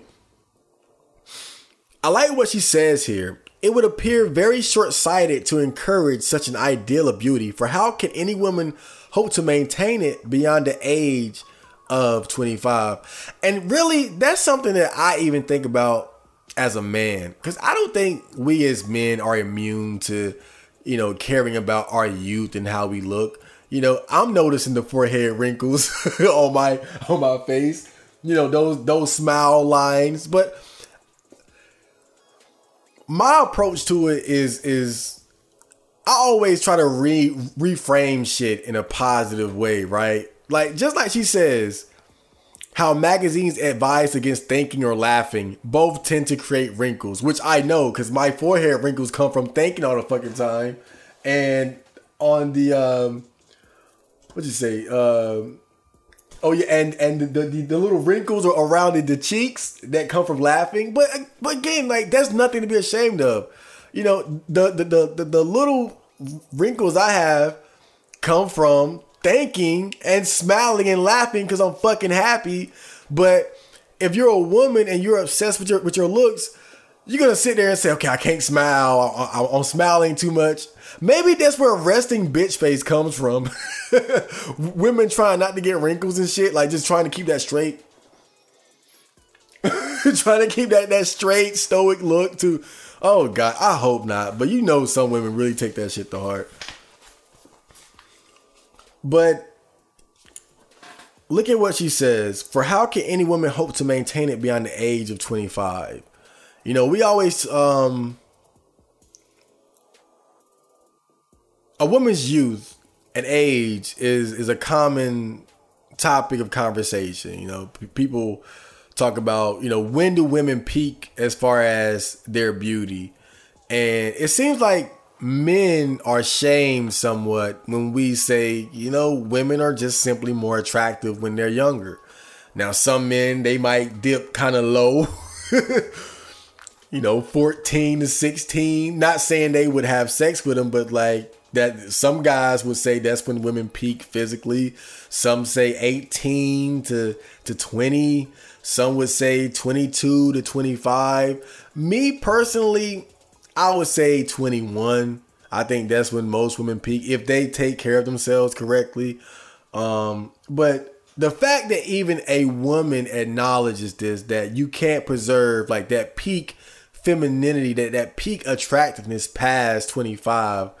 I think that's important, because I feel like when we do it as men, it's easy to misinterpret that as something creepier than what it is, because just really think about it. I'm going to be honest here. Women are simply more physically attractive when they're younger. But simply saying that, you can take that out of context and say younger. Do you mean 14? 12? Right? So it's hard to have this conversation because it's so easy to manipulate such a simple concept that really shouldn't be as controversial as it is, but it tends to be, because when you acknowledge the fact that women are most attractive when they're young, somewhere between 16 and 25, people can take that and twist it into implying that you are a pedophile or a hebephile or whatever, And so that's what I appreciate about her even acknowledging that peak female attractiveness is not going to be carried far beyond the age of 25. And I think it tends to be more significant for women than men, because again, men, we can compensate in other ways that women typically can't. But here she says she still manages to get her own way. And for two reasons. The first is obvious: children. And the second, there are simply not enough young women to go around. Now, I find that interesting because you can find examples of what happens when a guy is in position to consistently get with younger women. I think Leonardo DiCaprio is the prime example. When you look at his dating history, like, he gets older, his girlfriends stay the same age. Like, all his main girlfriends were in their early to mid 20s, and then he would trade them for another one, and then trade them for another one. That's what happens when a man. Honestly, I think Leo is probably one of the most honest men on the planet as far as what he's attracted to and who he wants to be with. It's so obvious. He said, I'm going to date women in their prime exclusively. And once I'm done with them, I'm going to trade for another one and get a fresh one. I mean, you can hate it, you can love it, but I appreciate it for just how honest that is. I believe Leo's dating life is like, that is the most honest representation of male attraction. I'm not talking about morals or what you think is right or wrong. I think that is the prime example of what men want to do but can't do because they're not in the position to do it. Just like she said, there's simply not enough young women to go around unless you're a high status as fuck and you can get bitches like that. So let's move on. It is a safe bet that, given a choice, man would trade in his grown-up child wife for a younger model. But as the ratio between the sexes is roughly equal, not every man can have a younger woman. And as he has to have a wife of some sort, he prefers to keep the one he already possesses. This is easy to prove. Given a choice, a man will always choose a younger woman. Elizabeth Taylor and Marilyn Monroe were passé the moment their wrinkles could no longer be hidden by the layers of makeup, and therefore, when a man went to the cinema, he simply bought a ticket to see a younger star. Anyone who can afford it is not restricted in this respect to buying seats at cinemas. Financiers and show business tycoons make a habit of turning in their used wives for newer models. And since alimony is fairly good, not even the old wife seems to mind. In fact, she is probably very glad to have made such a good deal. Wow. So just like I was just talking about with Leonardo DiCaprio, again, he's just a prime example of it. But you know, there are plenty of other men, not even just celebrity men, but just could just be like your local big dick attractive thug guy, or just whoever's balling, the trap dude, whatever. If you have the options to trade in a older woman for a younger one. Oh, it's kind of stupid though to say trade in. Like, you go to a pawn shop with a bitch. You go to Pawn Stars and he like, man, I can give you what? She's 32. I can give you a 24-year-old. That's the best I can do. Like, it's not. You don't literally trade them in, but you know what she's saying. You know, you get rid of the old one and get a new one. But you know, this is something that's happening, and she mentions that, and she also brings up movie stars Elizabeth Taylor and Marilyn Monroe, and how, of course, in their prime, they were the leading ladies in all kind of movies, but as they age, you simply cannot put them in the same kind of roles anymore. Now they got to start being moms and single aunties and the older wise woman or whatever. Like, they can no longer play that young, hot, sexy girl in her prime getting the best man. And that's the perfect example of the position that a woman's youth puts her in as far as the kind of man that she can get and how interested men are in her. Financiers and show business tycoons make a habit of turning in their used wives for newer models. And since the alimony is fairly good, not even the old wife seems to mind. So again, this goes back to that contract idea where it's like, even if you have a woman who's gonna get traded in for a younger one, that's not important. The important thing is that you get money out of him. You need the security. And see, when I was lurking female dating strategies and I saw how much importance they placed on getting married, it really made me realize what marriage truly means to a woman, other than the power and leverage that it gives them over the man and the attention they receive during the wedding. It's security. Getting married guarantees that, hey, as I get older, if he leaves me and tries to trade me in for a younger woman, that's okay, because I'm set for life. You know, if I marry the right man and we get divorced, then I'm sure to get alimony. If we have kids, I'm getting child support. So it's security. And that's pretty much what she mentions. Like, it doesn't matter ultimately, as long as when he leaves, you get something out of it as the woman, like a significant payday. But this is a luxury for the rich alone. If a poor man decides in a moment of euphoric irresponsibility to change over to a younger woman, he can be sure of losing her pretty quickly.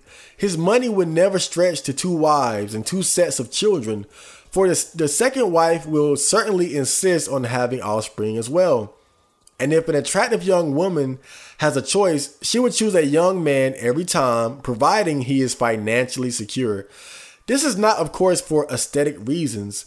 With any luck, he will be able to provide for her longer. On the other hand, if offered a rich man of 40, a woman would certainly prefer him to a poor young man of 20. Women certainly know what they want from men and know exactly on which side their bread is buttered. Wow. So she says, if offered a rich man of 40, a woman would certainly prefer him to a poor young man of 20.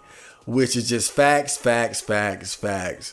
And this is something that you hear discussed in the whole red pill circle, how as you age and if you take care of your body and you have your finances in order, your value can actually increase. Now, of course, we know that it's very few men I mean, again, let's be completely honest here.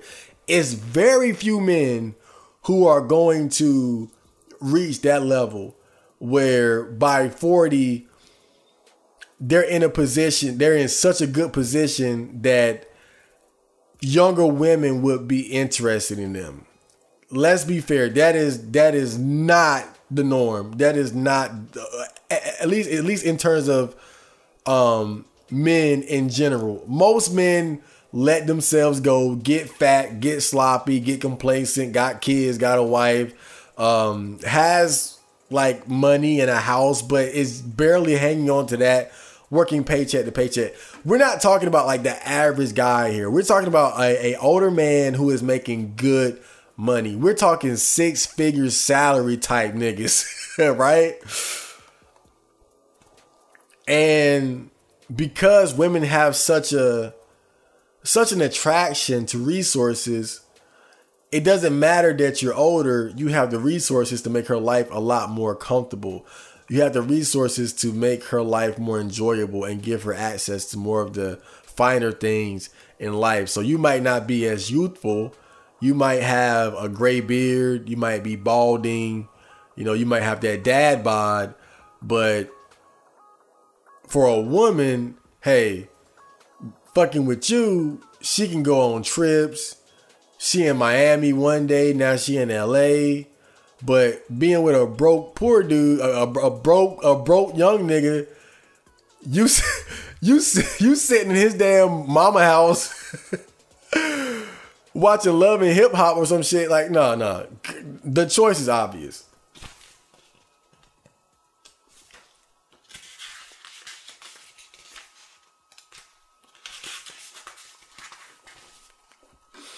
So here she says, one need not emphasize the fact that practically all inventions and discoveries in the world have been made by men, and not only in the fields of electricity, aerodynamics, gynecology, I think I said it right, cybernetics, mathematics, quantum mechanics, hydraulics, and the origin of the species. In addition, men have devised the principles of child psychology and infant nutrition, as well as pasteurization and other means of preserving food.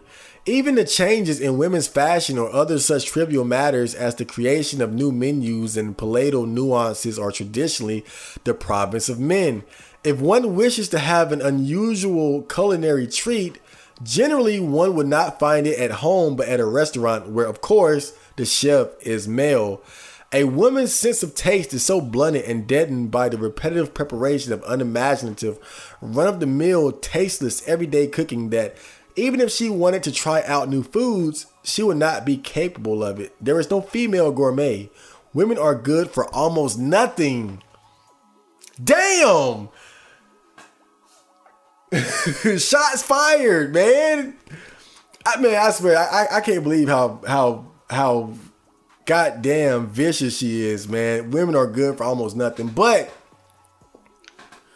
it's truth time. The one need not emphasize the fact that practically all inventions and discoveries in this world have been made by men. Is that not true? Certainly not all, right? You got to give women some credit. And again, that's what I disagree with her on. I don't think she gives women enough credit. But it's fair to say that the bulk of all the inventions and discoveries and scientific innovations that push mankind forward into the future, the majority of it was done by men. It was accomplished by males. And something else that she says is kind of funny to me, but it's true too. If one wishes to have an unusual culinary treat, generally one would not find it at home.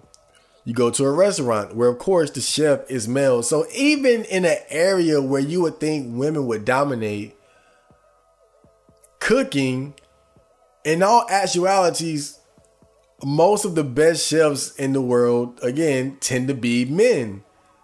It's another field that one might think, oh, with women in the kitchen cooking. Oh, they can do this, but still men still outperform them even in the tasks that you would think women would be better suited for.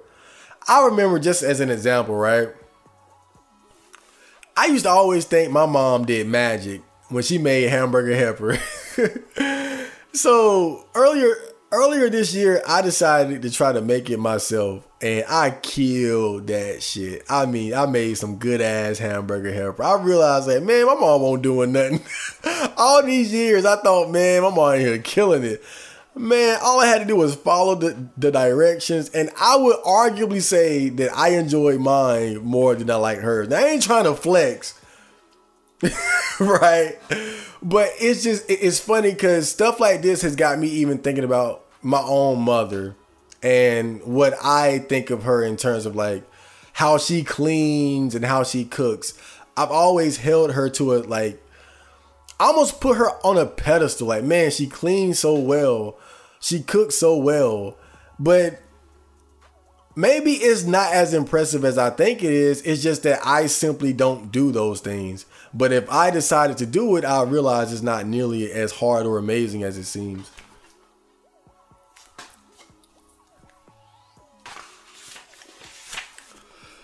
Okay, so now she says, with his many gifts, man would appear to be ideally suited both mentally and physically to lead a life both fulfilled and free. Instead, he chooses to become a slave, placing his many discoveries at the service of those who are incapable of, page turn, creation themselves, at the service of mankind, man's own synonym for women and of the children of these women.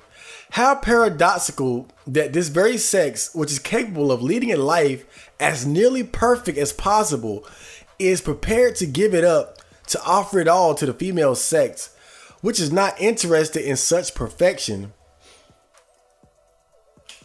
We have grown so accustomed to the blunted mechanism of one-sided exploitation of one group of human beings by a parasitic clique that all our moral values have become completely perverted. Without really giving the matter any thought, we consider the male sex as kind of a Sisyphus. He has come into the world to learn, to work, and to father children. His sons, in their turn, will learn to work and produce children, and so it will continue forever. It has become almost impossible to think why else men should be here. If a young man gets married, starts a family, and spends the rest of his life working at a soul-destroying job, he is held up as an example of virtue and responsibility. The other type of man living only for himself, Chad Marco, working only for himself, doing first one thing and then another simply because he enjoys it and because he has to keep only himself, sleeping where and when he wants, and facing women when he meets her on equal terms and not as one of a million slaves, is rejected by society. The free, unshackled man has no place in this midst. This is it right here. This is MGTOW in a nutshell. I love this part so much because it speaks to my soul. I love this woman. I don't agree with everything she says. I don't. I disagree on quite a few things. But I love her, and I've never met her. Not in a simp ass way, but just, I swear, no lie, like that speaks to my soul, bro. Like what she just wrote there, it speaks to my soul and what I always felt since I was a teenager, a desire for true freedom. With his many gifts, man would appear to be ideally suited, both mentally and physically, to lead a life both fulfilled and free. Free. Instead, he chooses to become a slave, placing his many discoveries at the service of those who are incapable of creation themselves, at the service of mankind. How paradoxical that this very sex, which is capable of leading a life as nearly perfect as possible, is prepared to give it up, to offer it all to the female sex, which is not interested in such perfection. And see, that's what has always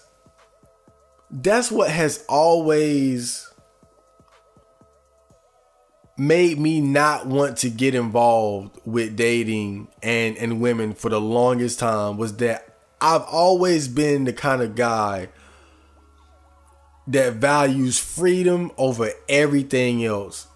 Freedom is paramount. Freedom. And the thing about me, even at a young age, I realized that in order to have a woman in your life, in order to have a relationship, in order to have a girlfriend, you have to make so many sacrifices and compromises. Now, of course, not everyone. You got many different variety of type of relationship situations you can find. You know, you can have those girls that allow the man to have the degree of freedom that he needs. You know, like just as a wild example, I'm sure Floyd Mayweather doesn't allow any of the girls that he messes with to prevent him from you know, being free, right? But again, guys like that she spoke about, look at what she says. The other type of man living only for himself, working only for himself, doing first one thing and then another simply because he enjoys it and because he has to keep only himself, sleeping where and when he wants, and facing women when he meets her on equal terms and not as one of a million slaves. You know, so guys like a Floyd Mayweather or any other like high status, attractive, wealthy man who's not only wealthy but has an understanding of game and female nature and has a desire for true freedom and is not going to compromise. That's who she's talking about here. A man facing women when he meets her on equal terms and not as one of a million slaves. There's another red pill guy out there, Dr. BOA, and he says something that I really like. And he said, only deal with women from a position of power. And that's something that I always keep in mind too. Whenever I get the foolish idea, like what if I had a girl, what if I put my foot out there in the dating game? It would be ridiculously stupid because I have no power. I have no power. You know, I can admit that. I don't have enough money and leverage to negotiate with these women. That doesn't mean I couldn't get a girl. I could, but I know because I don't have a lot of leverage, I can't get a decent looking girl and maintain my freedom. It's not possible. I would have to sacrifice too much. I have a friend who's the perfect example of that. Whenever he gets into a serious relationship, he always has to sacrifice so much because he cannot maintain her without making great sacrifices. He trades his freedom and resources for female companionship. And I'm just not willing to do that because I value freedom more than anything else. So it's no point in me trying to deal with women when I can't deal with them on equal terms. And that's why I love how she words this shit.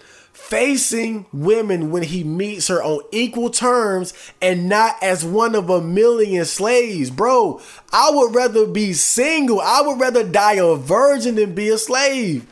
I'm not trying to be a slave, bro. And that's really what this shit come down to. I see all these girls, bro, and I swear, like, yes, they're attractive. They got the fat ass and all that. But I know if I approach them with no power, I'm just signing up to be a slave. I'm just signing up to be a slave. And it's not to say you can't deal with women, that you can't have a girlfriend or even a wife. But you just, if you're going to deal with them, you need to be at least on equal terms. And that's always been my thing. That's why I don't even worry about dating, because I know I can't negotiate. I know we always talk about what women bring to the table, but what the fuck do I bring to the table right now? You know, and I'm not saying that to say, you know, oh, I'm a buy a bitch or some shit like that. you know, when I say power, you know, to deal with women from a position of power, I'm not saying it like to have money to just straight up buy them, right? But just to be in a position where you got options and you have mobility, right? Like if you the kind of guy that's like, well, like you ain't got enough money to have like your own place, so you get a girl and y'all get a place together, right? Now she acting crazy, you can't kick her out because y'all. That's what I'm saying. That's when you not dealing with women from a position of power. You had to compromise. Well, you pay half, I pay half, both our names on it. Now she crazy, you can't kick her out. Slave. Straight up slave. I'd rather live with my fucking mama than go have on an apartment with a girl. Just straight up. I'd rather be, if I can't have my own shit that I'm paying for completely, I'm definitely not gonna go have with some chick. But man, I really love this part right here. And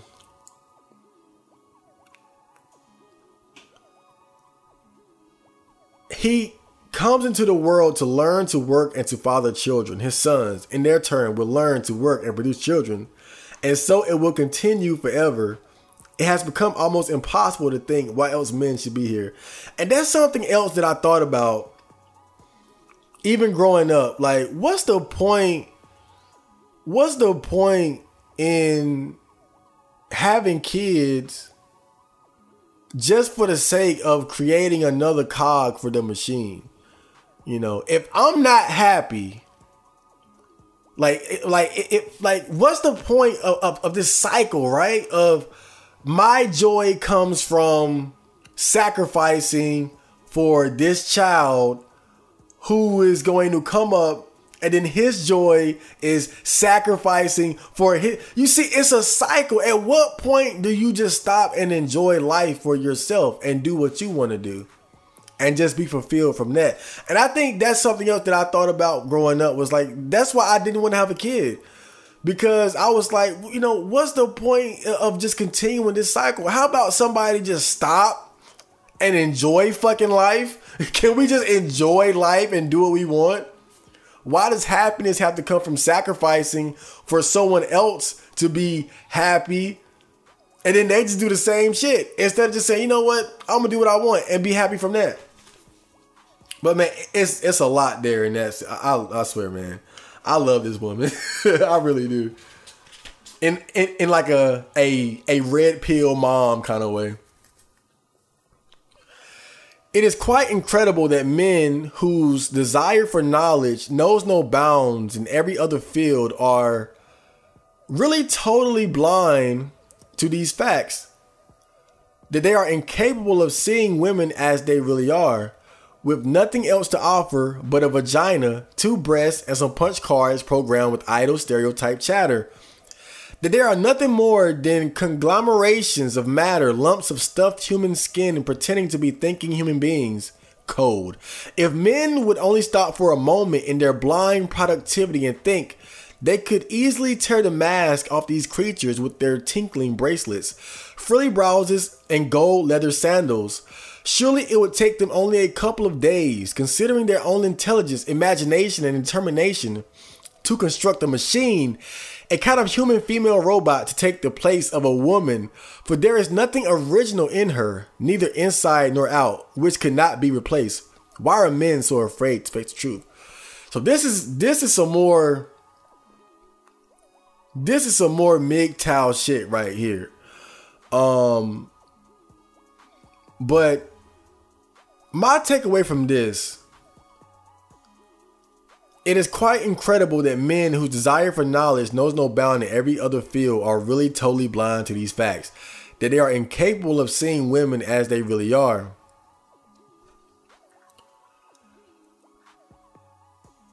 When you look at men now, right? MGTOW, red pill, the manosphere, incel, vocel, wizard, robot, whatever. It's obvious that men are starting to actually wake up now. You know, I know what she's saying, but I think this is really the age of awakening, guys like myself and many others are finally just hitting the brakes and saying, wait, why? For what? What's the benefit? And I remember seeing some news. I'm kind of going left here a little bit, but I saw like this news clip where this guy was trying to explain to the you got the news talk man who's interviewing the writer or whatever.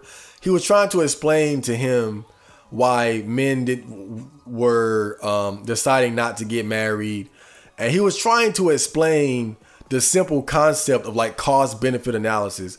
And of course, the news guy, being blue pill simp, more than likely married, right? He had no logical argument against it. It was just like, well, we're men. We just do it, right? Again, no logic, no facts, no data. Just it's what men do. We get married and do the family thing just because it's what we do. The risk doesn't matter. It's what we do. But so many men are awakening from that state of mind. So many men are looking at things differently. And that's why we see shit like MGTOW. Because men are finally doing the fucking math and saying, wait, this don't add up. How do I benefit? Wait, this don't make sense. Like, I'm investing all this and I have all these expectations placed upon me, and then I gotta face these kind of risks and these kind of outcomes and all this for sex. Like, it doesn't make sense. And this is something that I realized at a young age. So of course, if someone like myself could, well, I don't mean to put myself down. I'm actually quite wise for my age, but still, more and more men are actually waking up and realizing this shit. Like, wait a minute, it's not to say that having female companionship is bad or anything like that, but it's just women are asking for too much. And for so long, men have paid the price out of desperation, a feeling of necessity, wanting to fulfill the goal of being a father, a husband, a family man. And so they were willing to pay any price. But now men are saying, hold up. Nah, that's too much. That's too much. I wouldn't mind having a girl, but I can't give you all this. I can't relinquish my freedom. I can't give you half. I can't give you this amount of time. And even further, as men realize that, not only can I choose to be single, can I choose to remain unmarried, can I choose to remain a bachelor, I can be happy doing it, then why the fuck do I need you and all your baggage and your bullshit and your demands? That's where men are at now. Well, some men are. If men would only stop for a moment in their blind productivity and think, and that's exactly what I did. I stopped for a moment. That's really all. Bruh, it's so funny. I can legitimately remember sitting in this very room, like 16, 17, thinking about this shit. Like, hold up. This was like after I dropped out of high school, and I'm thinking about my future and shit, and I got to think about, how am I going to deal with women? And I think that was really my moment of, wait a minute, this shit don't really add up. Like, what's wrong with being a virgin? Why not? I had that moment of just, it's so simple. It's so simple, but some guy, man, maybe it's true what they say. Like, some people really are like NPCs and just do not think. Just don't really stop to think deep about anything.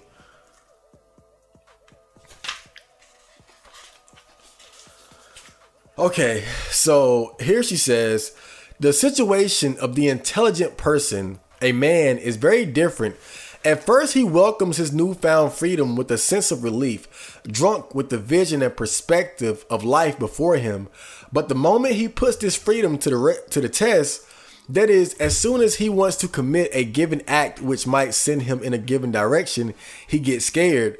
Since he is capable of abstract thought, he knows that each of his acts has a series of possible consequences, not all of which can be predicted.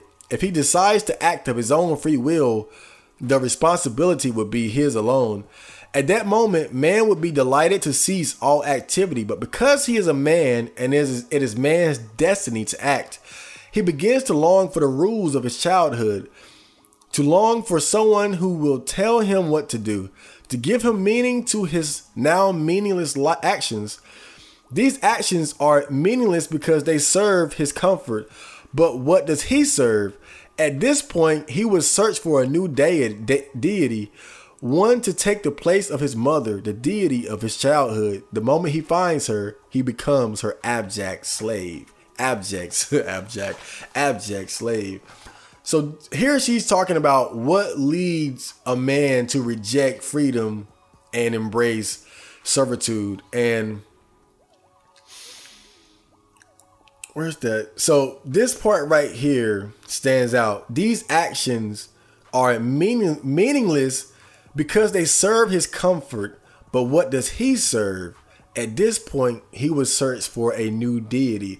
So she's sort of implying here that man relinquishing his freedom to serve women comes from a desire for fulfillment and to find meaning in his life. But as we all know or believe to be the truth, men don't need women to have meaning in their life. And that's why no matter what red pill, guru, bald head, gray bearded motherfucker you listen to, they all tell you the same shit. You got to have a purpose. You got to have a dream. You got to have a goal. You got to be on your grind. And see, what she highlights here is how man is willing to relinquish his freedom for the sake of that purpose, that meaning, right? But if only we can find that outside of women and other things that would wish to manipulate and use us, then we can retain our freedom. We don't have to be slaves. And, you know, I talked about this in the Life as a 28-year-old virgin video, how everything just sort of clicked with me when I find like I know people always talk about purpose and all that, but when I was like 24, 25, meaning, purpose, fulfillment, it really clicked in for me then. That's when, and it's been a fun ride ever since. But that's when it really clicked in for me. And I gotta be honest, man, I can't sit here and say I was 100% confident in my ideas and my theories as far as, you know, because again, it all started with a question. Do I need to have sex? Do I need to have a girlfriend? Do I need to get married? Do I need to have kids? That's where it all started. There was a risk there. And it makes me think back to what she said. But the moment he puts this freedom to the test, that is, as soon as he wants to commit to a giving act, which might send him in a given direction, he gets scared. Since he is capable of abstract thought, he knows that each of his acts has a series of possible consequences, not all of which can be predicted. And see, when I was originally having these thoughts, of course I had to think, man, what if I regret it? What if, you know, what if I end up old and alone? And again, I had those same thoughts because that's what people tell you. I mean, I wasn't really worried about it like that, but I'm an open-minded person.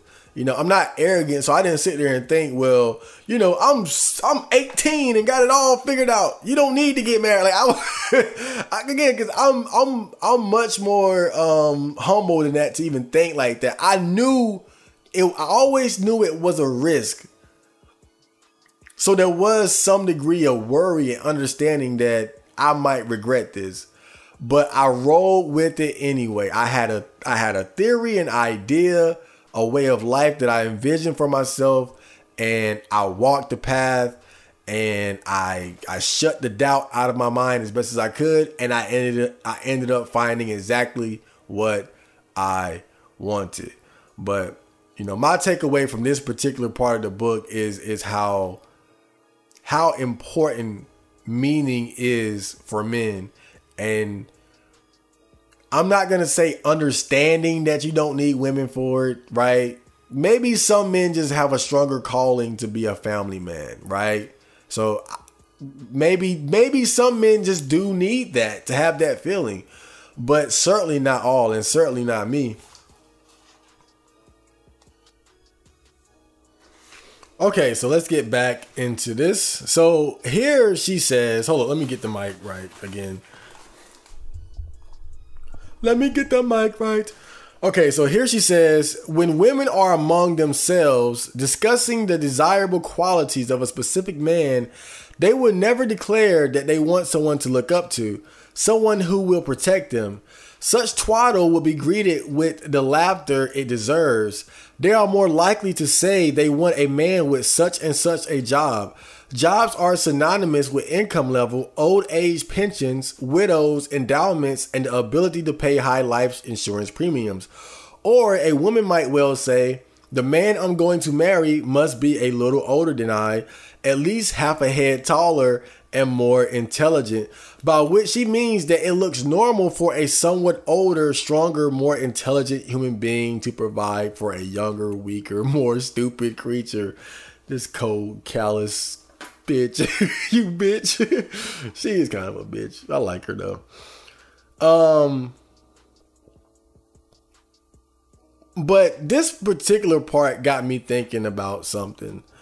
Kind of like going back to what she mentioned about women being more concerned about how other women perceive them than how men perceive them, and not really caring much for a man's aesthetic. Again, I don't agree with that, but this does bring me back to a thought that I've had for quite a while in regards to why women have some of these requirements, like height, for example, right? Sure, to some degree, the height thing is a personal preference. Like, it's simply more attractive. It makes the man seem more masculine and dominant. It makes her feel more small and feminine. But I would even argue that a part of it as well is her concern over how other people would perceive her, right?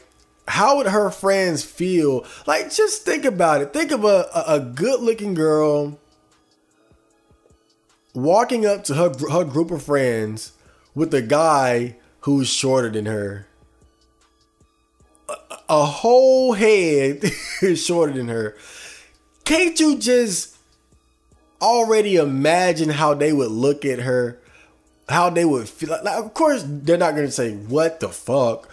But you know that they're going to see that and be like, whoa, really, Rebecca? Really, they're not going to say it, but they're going to be thinking, really, Rebecca? And she knows that. So again, I do think, I do believe that women do care about a man's looks, but I also think that a lot of their preferences has at least something to do with how they are perceived. Like, how does does me walking hand in hand with this man make me look good? You know, is he going to make my girlfriends jealous? Is he going to make other girls jealous? Like, I think girls, at the very least, they want to have a guy who, if they're with, it makes them look better, right? It's not just about what they like about him. It's also the fact that they need other women to be attracted to him and like them. And you know, it's funny because just saying that, I think back to what we always say about how women are more attracted to guys that girls already like, you know, kind of like what they say about the rich get richer and the poor get poorer. Kind of the same thing with guys and dating. Like, the more bitches you got, the more bitches you get. And the less you have, the less you get. I mean, even look at a guy like myself. Like, I'm not an awful looking guy, right? Right? But I have zero hoes. And I don't want to go too far into that, right? Because it's not like I put effort in and whatnot, right? But still, man, I feel like I'm like the perfect example of that. How when you just have no holes, just none, it seems like it carries you deeper and deeper into the negatives, right? And then I have friends who they went through those normal milestones of getting girls, and it seems like they just end up getting pussy here and there, or ending up in a relationship just naturally, right? Like things just kind of accumulated naturally. And again, they're not PUAs who go around hitting on girls either. It's just like, if you already got hoes, you'll get more, and if you don't, then you might be shit out of luck. Let's move on here. So here she says, any man who wishes to be a success with women and is there one who doesn't must acquire a variety of qualifications. Apart from intelligence, ambition, industry, and pertinacity, I don't know if I said that right. He must know exactly how to behave in the presence of women. With this aim in view, women have established certain norms which are called good manners. Basically, the rule is that any man who has a sense of self-respect must at all times treat a woman like a queen. Similarly, a self-respecting woman must at all times give man every opportunity of treating her like a queen. So I agree and disagree with this particular point. Now, what I do agree with here is how her assertion that he must know exactly how to behave in the presence of women. And I think I've talked about this before, but you know how people say, how do I talk to girls? Or you don't know how to talk to girls. Why? Because it's a specific kind of way of talking to them and behaving around them that's going to maximize your chances of getting laid, because they have this again, they have a pretty narrow idea of what's attractive in a man, and so you have to conform to that for at least to at least somewhat to get her interested in you. And I think that's always been kind of my problem, because I always recognized this, even when I was a kid. I knew that you couldn't always be yourself and get laid, because unless you're just a natural, like you just naturally behave in such a way that women are attracted to, or you just force yourself to act that way, then you might be shit out of luck. Like, I'm a guy, I'm going to smile, I'm going to laugh, I'm going to have fun. I'm not walking around trying to look like some hard ass, badass, stoic guy who's not enjoying life just so I can please women. But that's kind of what they want. They want a guy who's more stoic and definitely not introverted, but isn't very jovial either, I should say. But here's where I disagree with her at. Basically, the rule is that any man who has a sense of self-respect must at all times treat a woman like a queen. Now, we know that not to be true now. We know that not to be true. We know how positively women will respond to guys treating them like shit. We know how women will respond in a positive way to guys who are assholes, who are not gentlemen, who don't have good manners and whatnot, right? We know about this. But like I said before, it seems like in this book, she only acknowledges the beta male provider and not the alpha fucks very much. It seems like her primary focus is on the beta provider type man. And in that case, it would be true. If you're the beta provider type dude, you're not going to get away with that asshole behavior. You're not attractive enough for it. When you do it, it's kind of silly to her. It's like, what the fuck? Like, what is this lame ass nigga doing? But so I would say this is something that only really applies to guys who fall into that more like beta nice guy, provider type role. It's going to be important for you to, yes, treat her like a queen, because you got to understand when women deal with guys like this, it's not just about the money, but also her own personal freedom and comfort when dealing with you. It could be something like maybe she doesn't want to have sex with you as much as you want to have sex with her, but because you have good manners, so to speak, you treat her like a queen, you accommodate her with this and say, well, she's not in the mood, so I'll just go jack off in the corner somewhere. Whereas the jerk, the asshole, is like, okay, and he'll go fuck some other bitch, right? Or he'll demand it and threaten to break up with her or something like that. So I disagree with the idea that women will only respond to men who treat her like a queen. I think that this really only applies to the beta provider type guy. I think that's a big part of that arrangement, because they want your money, but they also want the freedom to do as they please and run all over you, and that requires you to treat them like a queen.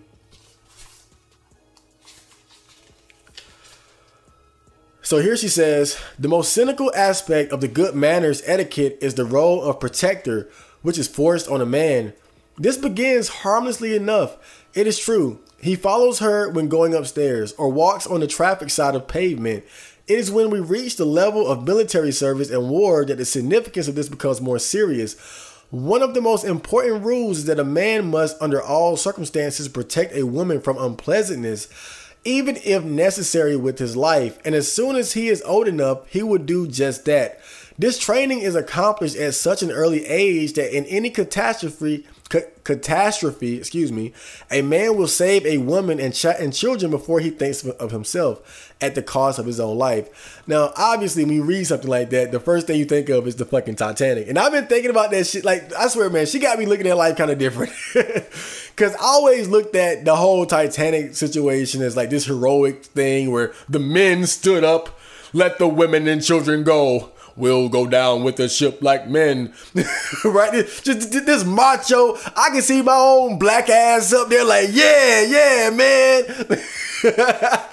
But now I look at it like, wait, why? Why do the men have to die and the women get to live? Now, the way I always perceived it is that we're men. Like, look, it's better that we face the unpleasantness of death as opposed to the women. Now, of course, the whole children thing, that makes more sense there. And obviously, children came from the woman who is your. So if you're a husband, a father, it makes more sense, right? But if you're a bachelor, like if you're like me, right, you're a MGTOW guy. At that point, what sense does it make to make that sacrifice? I think at that, and now again, some people might disagree with me, but I think if you don't have an obligation to and I get it, some people would disagree, but thinking about it now, I feel like if you don't have an obligation to that woman or that child, then I'm not gonna be mad if you sneak on that damn lifeboat. You know, if you're a father and a husband and you locked that kid in the damn closet and got your ass on that lifeboat, that's some scumbag shit, right? But as a bachelor, it's like, why? Really, seriously, why? Why do you make that sacrifice for people that you have no obligation towards? You know, I mean, it's a nice heroic gesture, but I don't see how you can say that it's an obligation of someone who's not involved or someone who's, you know, that woman, that child isn't his responsibility. But, you know, that part just got me thinking about that, because that's an expectation that's placed upon us. And I've been thinking about myself, for example, like if I were to get a girlfriend, I'm not going to be a provider. That's it. Like fuck that shit. Right. But I would still be expected to be the protector.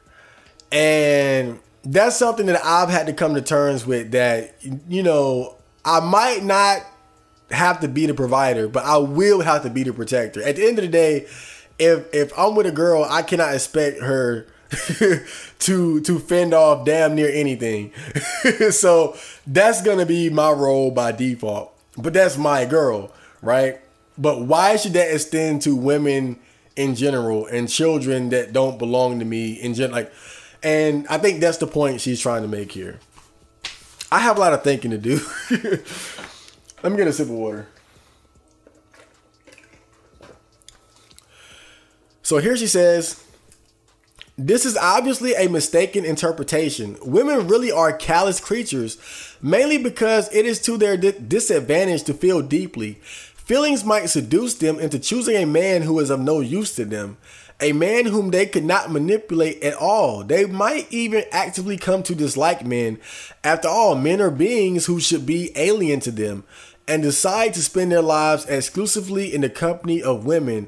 In fact, however, there are far fewer overtly homosexual women than homosexual men, and such women are generally well-to-do or at least financially secure. And so this was an extension of the point that I just talked about, you know, why men sacrifice their lives for women. And she was talking about here, she's saying that you're thinking, okay, I'm going to face death as the macho man, when in reality, women are much more callous creatures than you think, and more really better suited to face death and violence and hardship than men. Again, that's her assertion here. It goes on to say, feelings might seduce them into choosing a man who is of no use to them. And I forgot exactly who said this, but they were talking about how women almost approach dating like a business. You know, they always think about, they think so much about how being with every particular man can benefit them. And we as guys, we don't really do that. We focus primarily on the appearance of the woman, while women are very much more cold about it than us, where it's like they're not going to compromise on certain things, like how much money you make and how tall you are, how your status and whatnot. And another interesting thing here she says is, however, there are far fewer overtly homosexual women than homosexual men, and such women are generally well-to-do or at least financially secure. Now, when you're talking about like bisexual women and bisexual men, is probably more so the opposite, right? You see much more bisexual women than bisexual men, but it does seem like you see more gay men, like fully gay men, than fully gay women.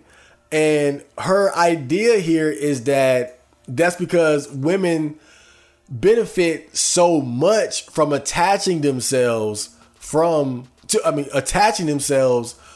men, that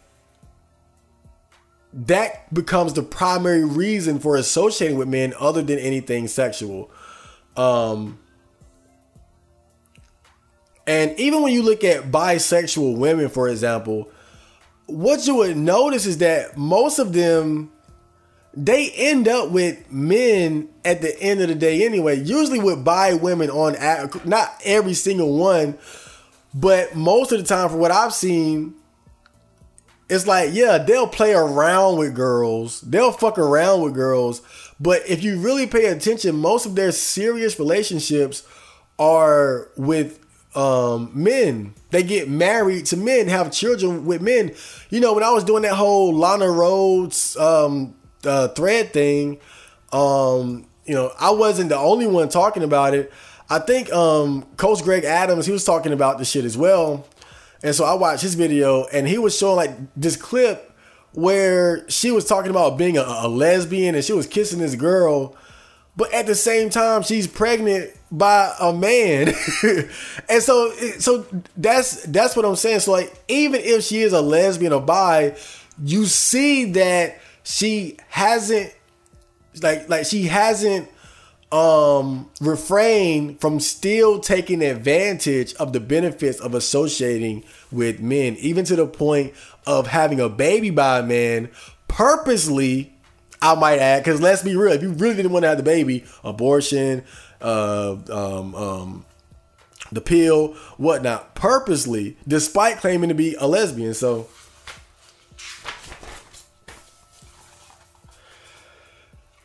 here she says, if a captive dolphin has learned to do a trick well, its trainer throws it a fish. Because the dolphin wants to eat, it would do whatever is asked of it. Man, however, since he earns money, is quite capable of providing his own food. It would be impossible to bribe him in this way.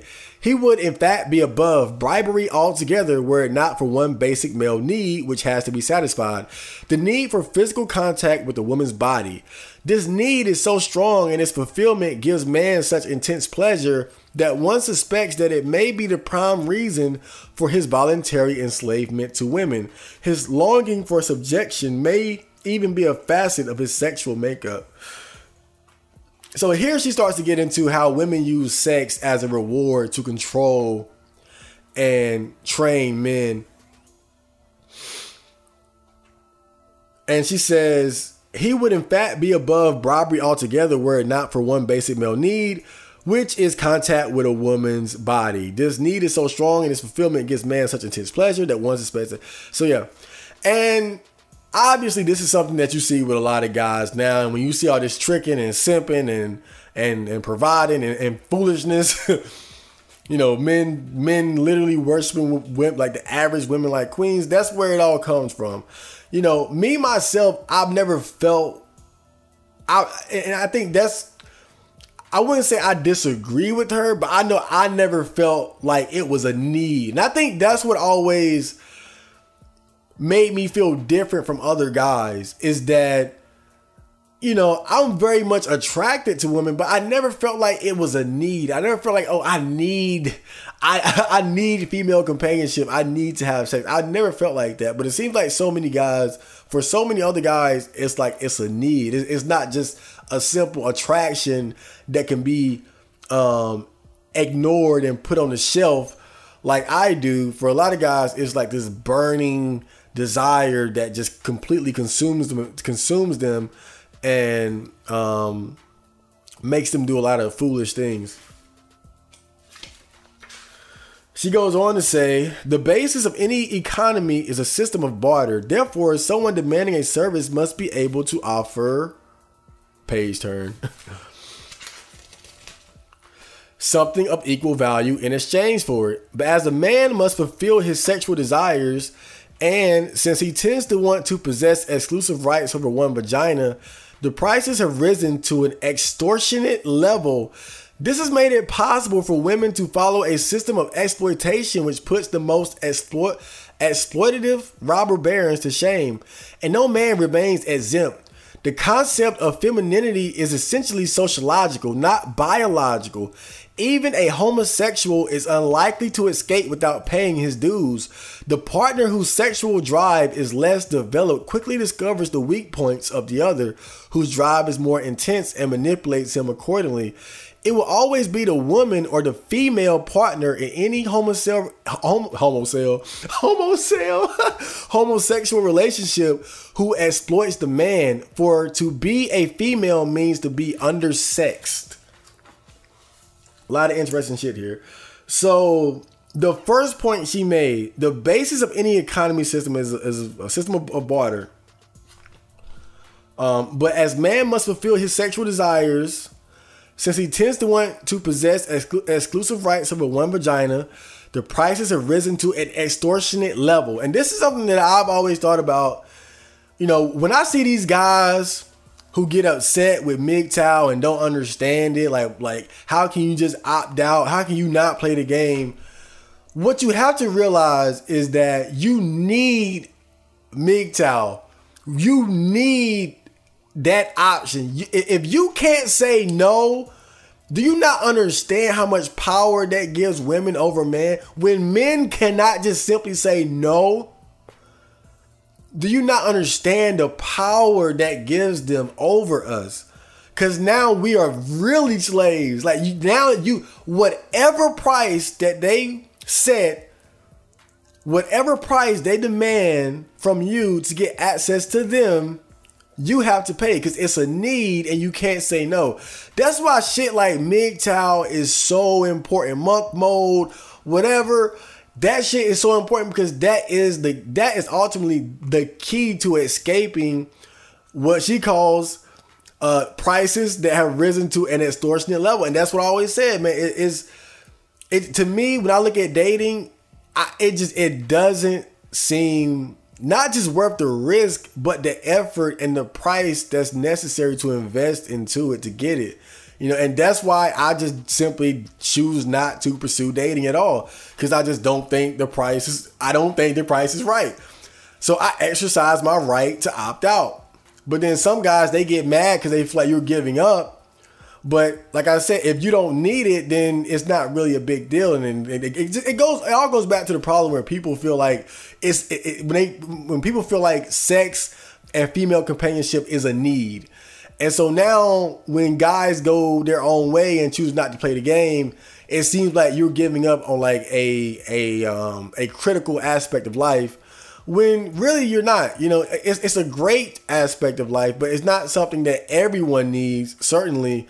It's an important option to have because even she says the prices have risen to an extortionate level. And when you can't say no, they can set any price that they want to. And now, and remember, this book was written in 1971. It's 50 years later. The prices have gone even higher. And you can't deny that. Back then, it was like at least you were guaranteed, like if you were at least willing to pay, you were guaranteed, well, I can say guaranteed, but you had a much greater chance of getting a relationship and a marriage. And now it's like paying isn't even enough. Like paying gets you OnlyFans. Paying gets you like OnlyFans and in the pay pig category. But here's what I really found interesting. When she said the concept of femininity is essentially sociological, not biological. Even a homosexual is unlikely to escape without paying his dues. The partner whose sexual drive is less developed quickly discovers the weak points of the other whose drive is more intense and manipulates him accordingly. And see, the thing is, there really isn't an established red pill for homosexuality, for gay guys, right? But certainly there is a red pill that exists. It's just that people don't talk about it. But I think this is the first time someone's ever talked about this shit. And even I noticed this with the whole tranny thing. When you look at trannies and how they have beta orbiters, pay pigs, they have OnlyFans just like biological females and whatnot. What I've noticed looking at the whole tranny aspect of thing is that it's very similar. What's going on there is very similar to what you see with biological females. And it's that, and not even just transsexuals, but even just, you know, femboys, twinks, the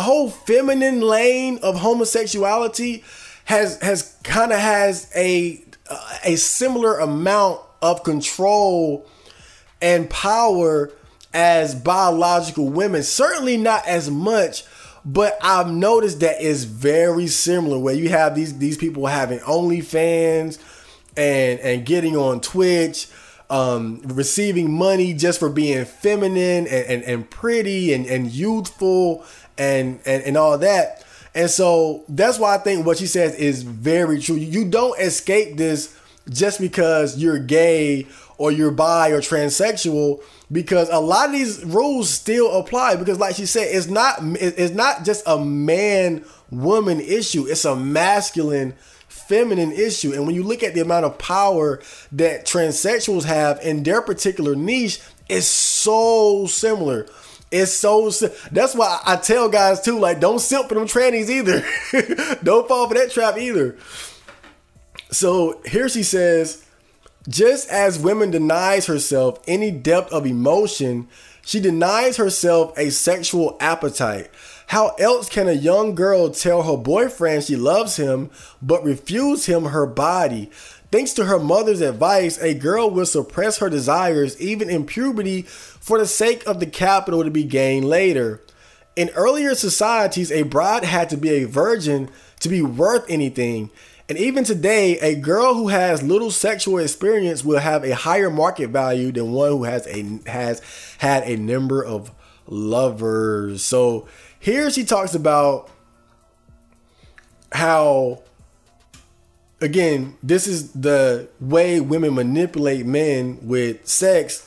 She says the young girl tells her boyfriend she loves him but refuses him her body. Again, she knows that her sex is her commodity. She might want it just as bad as he does, but she also has a desire to maintain the power. So she can't just go giving out her pussy, even to her own boyfriend or husband. She can't just give the pussy out freely. She has to have, well, she can if she's not fucking batshit.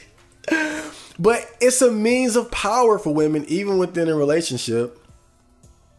And of course, I like how she said, in earlier societies, a bride had to be a virgin to be worth anything. Of course, that's not true today. But she says, even today, a girl who has little sexual experience will have a higher market value than one who has had a number of lovers. And so you see that even now you have guys who still say, you can't turn a hoe into a housewife. I would never date a stripper or a girl who did porn. Or a girl with a high body count. I mean, you see plenty of guys now, especially on R9K, expressing a dislike for men. I mean, not men, but women who have a high body count. It's just simply unattractive, and it's always been that way. Now, a woman can have a high body count and it's not going to reduce her value down to nothing like it would have in the past, but it's still going to have an effect on her.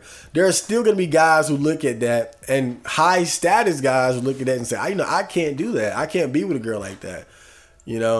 I mean, you got to think about it. Like, just imagine someone like Barack Obama, right? Like, so a career politician isn't going to, you don't see these guys doing shit like that.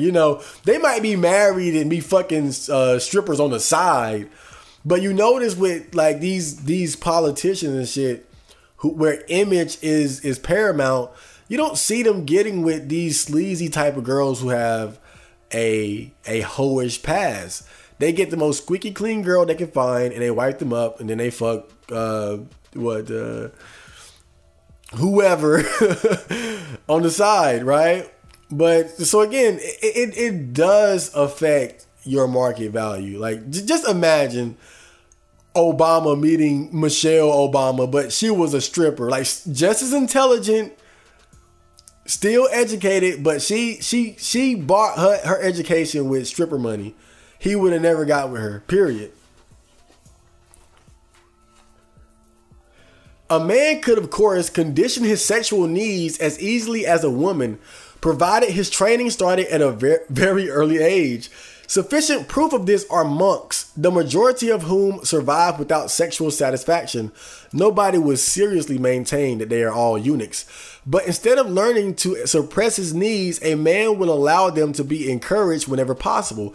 By women, of course, since their interests are mainly directed towards man's libido.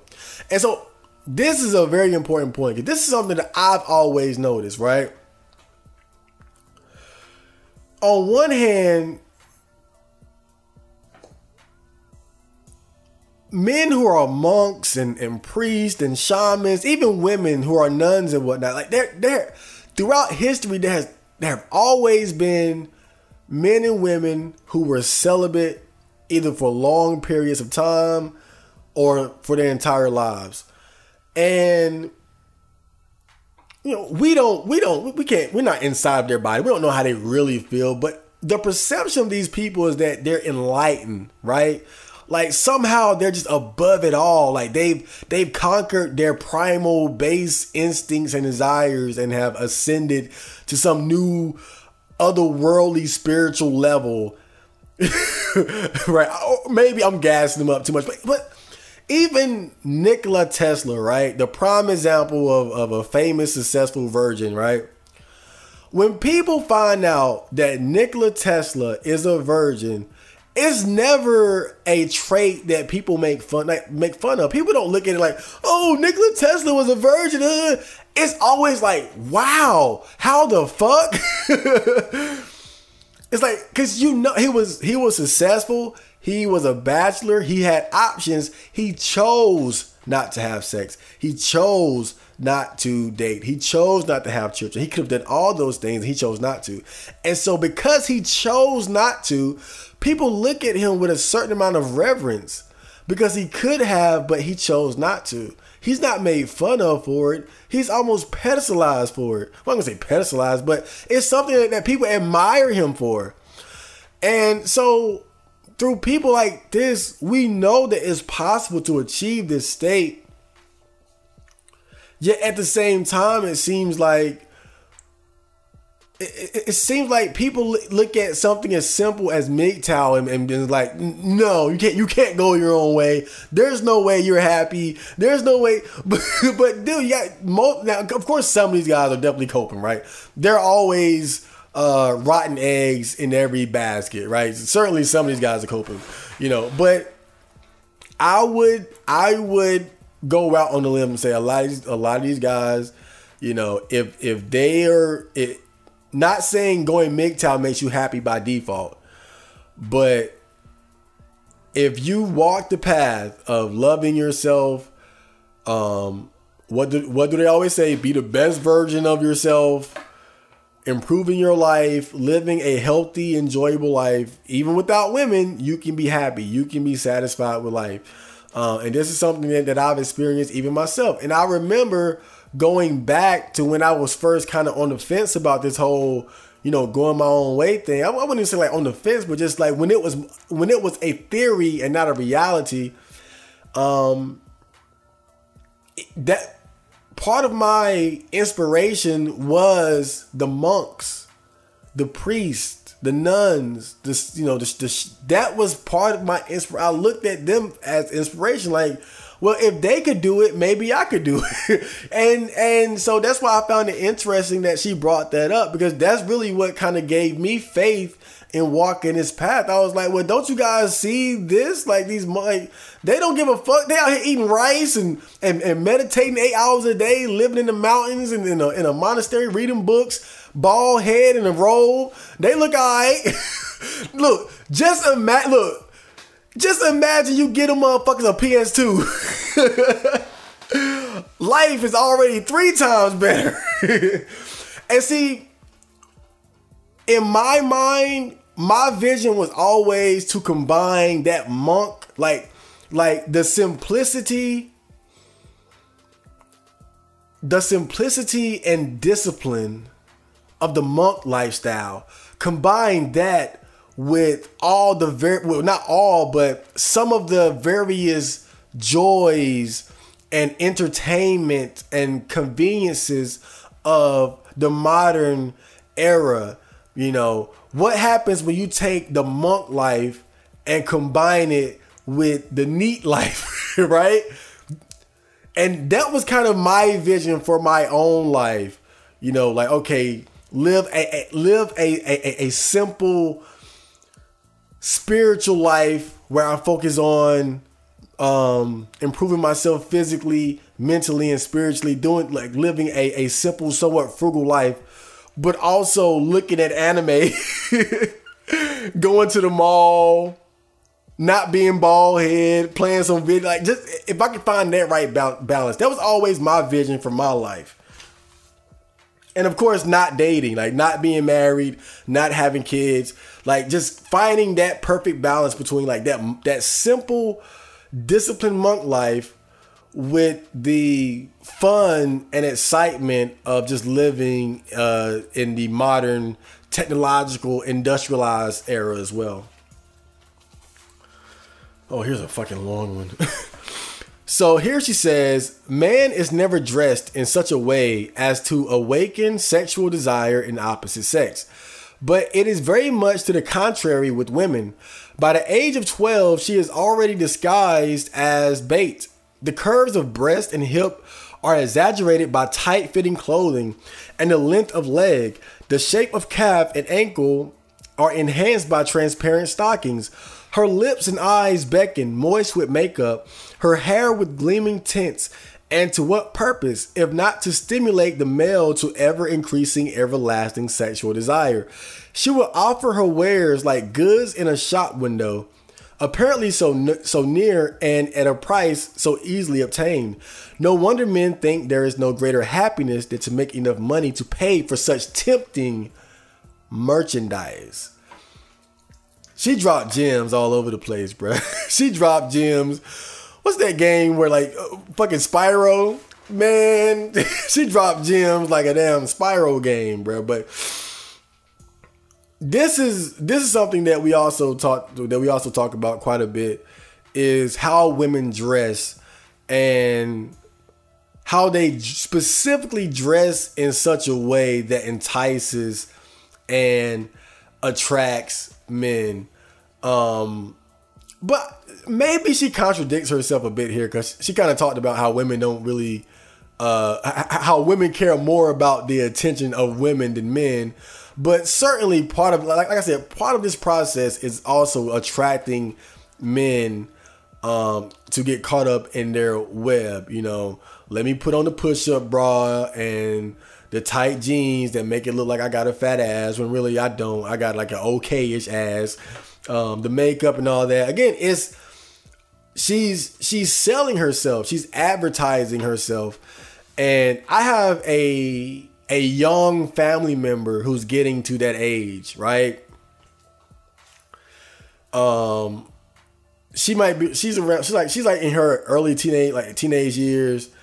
And my mom had saw her and she got upset with her because she had on a t-shirt, like a tank top shirt that was exposing her cleavage. And she was trying to tell her that you shouldn't be walking around with clothes like that on. But seeing that myself, it's like, oh, because I recognize it for what it is. She's at that age where she's starting to hit puberty, and now she's starting to advertise herself or sell herself to the boys that are around her, and that's part of that process. You know, now that she's developing a bit of chest, she's going to show it off. You know, and you notice it. Like, it's kind of, you know how it's different according to the girl's body type, right? I noticed that the girls with the big titties, they try to show that off. If you got a fat ass, then you start wearing the tight pants, the yoga pants, anything that just hugs your fat ass tight and really makes it stand out. If you're like a very skinny girl, I noticed with them, they kind of overcompensate with the makeup and nails and jewelry and the hairdos, and the clothes. But whatever particular sexual advantage a woman tends to have, as they realize it, they use it to attract men. And just the way she says it too. No wonder men think there is no greater happiness than to make enough money to pay for such tempting merchandise. You know, even though I'm so far removed from the game, I can feel that.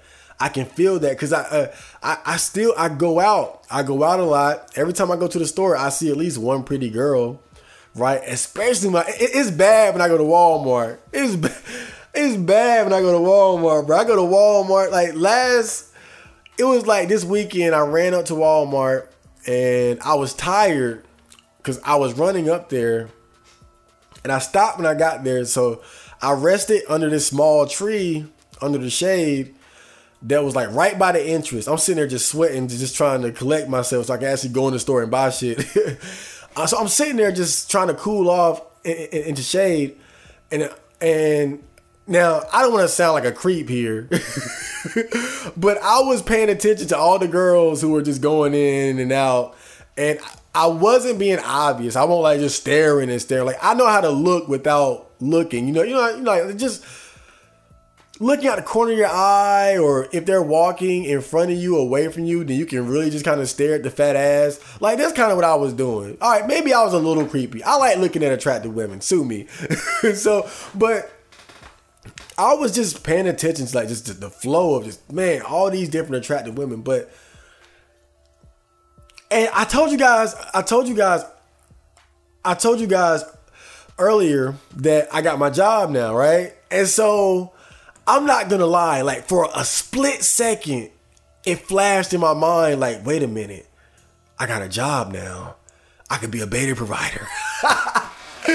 Like, for a split second, but then all the red pill gang just completely just massacred that one blue pill thought. Like, they came like Batman, just swooped in, broke through the window like a SWAT team in a damn trap house.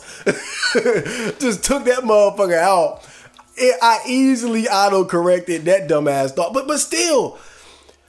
And my whole point is that even someone like myself, I can feel the latent desire to be a simp, to be a trick, because you see these girls, all these attractive girls with these fat, jiggly, big old asses, and the titties and the faces and their voices, and just that feminine energy is so tempting. And it's like, it's almost, if my consciousness wasn't so elevated, it would be torturous. That's why I can totally understand why Kent was so fucked up for a while, man. Because when you just gotta see that shit all the time and you don't have access to it, that desperation can lead you to say, well, I'll just bite the bullet and pay for it. But as we all know, not a trick, not a simp, son.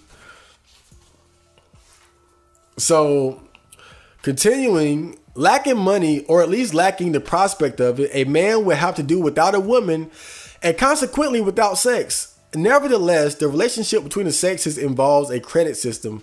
That is, women are prepared under certain circumstances while the husband is still training for his profession to earn their own money, more or less as a loan against future earnings, and to place their bodies at his disposal. In this case, the interest rates are proportionally high. The profession for which the man is preparing during this time must promise an income lucrative enough to make the woman's investment worthwhile. In general, it is axiomatic, I'm not sure I said that right, that a woman will be expensive in direct proportion to the attractiveness of her secondary sex characteristics. Hold up. We got to stop right there, because that's good. God damn, hold up. A woman would be expensive in direct proportion to the attractiveness of her secondary sex characteristics. And I'm assuming she's primarily talking about the, fat ass, big titties, the face, and all that. And I know myself, right? I see some fat ass bitches. I see some bitches with some fat ass, not fat like obese, but fat, big butt, big booty holes, right? And whenever I see a girl like that, I have no hope. I have no hope, because any girl, I'm not gonna say any, because again, I don't want to generalize too heavy here. But it seems like most girls who have like a big fat ass, especially if they light skin, they get scooped up real quick. You just know they're either fucking with a baller, somebody who trapping hard. I'm talking Jeezy the Snowman hard. Or just a guy who really has his shit together, nice car and all that. Like, because basically what she's saying is that the more attractive a woman is, the more you have to pay. And even if you don't want to believe that, just look at prostitution. Look at how the value of a prostitute works, right? Any man with common sense would know that the more attractive and youthful and sexy that a woman is, excuse me, the more she's going to be able to, the higher she's going to be able to price herself to men. Right? You're not going to expect some 50-year-old, no, I ain't even got to go that high, some 40-year-old, missing 2 teeth, stringy hair, wrinkly, old lady, like lady, well, I say but lady to be asking for $1,000 an hour, right? But if it's someone like Jada Stevens or Alexis Texas, Kelsey Monroe, any of these like young, beautiful porn stars now who are just sexy as hell because, again, either big titties, fat ass, or whatnot, they can price themselves like that. They can say, I need $1,000 an hour, right?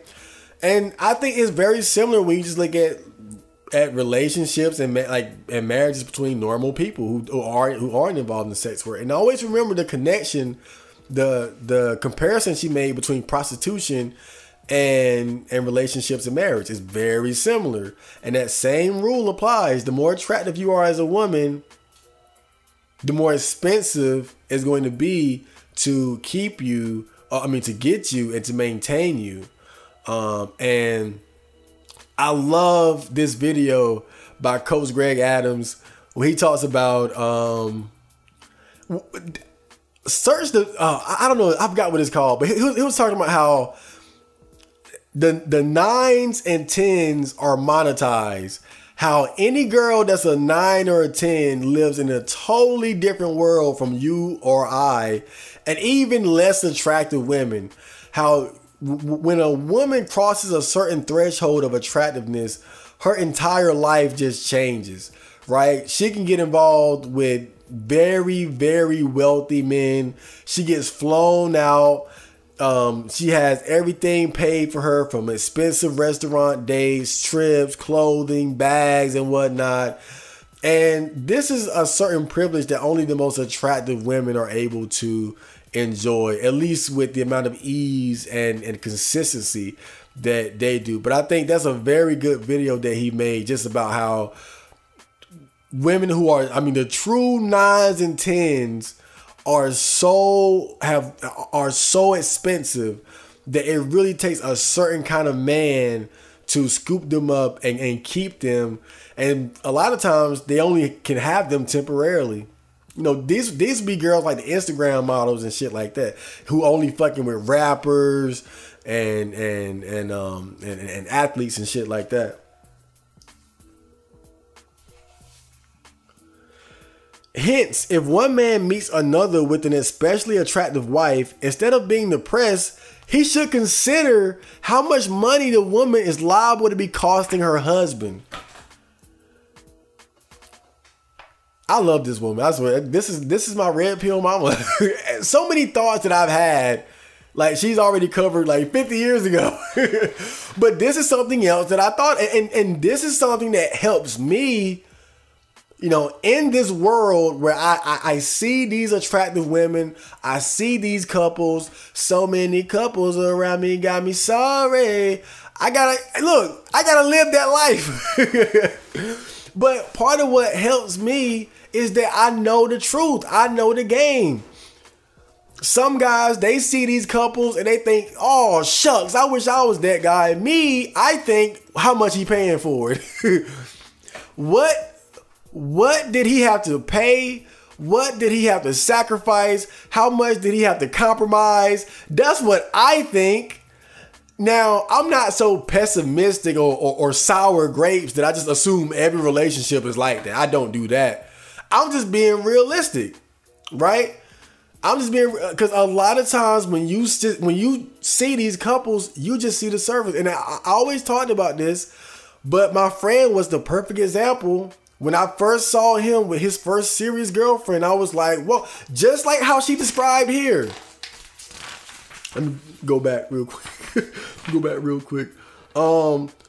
If one man meets another with an especially attractive wife, in this case girlfriend, instead of being depressed, he should just consider how much money the woman is liable to be costing her husband. So when I first saw her, I was like, whoa, like that's you?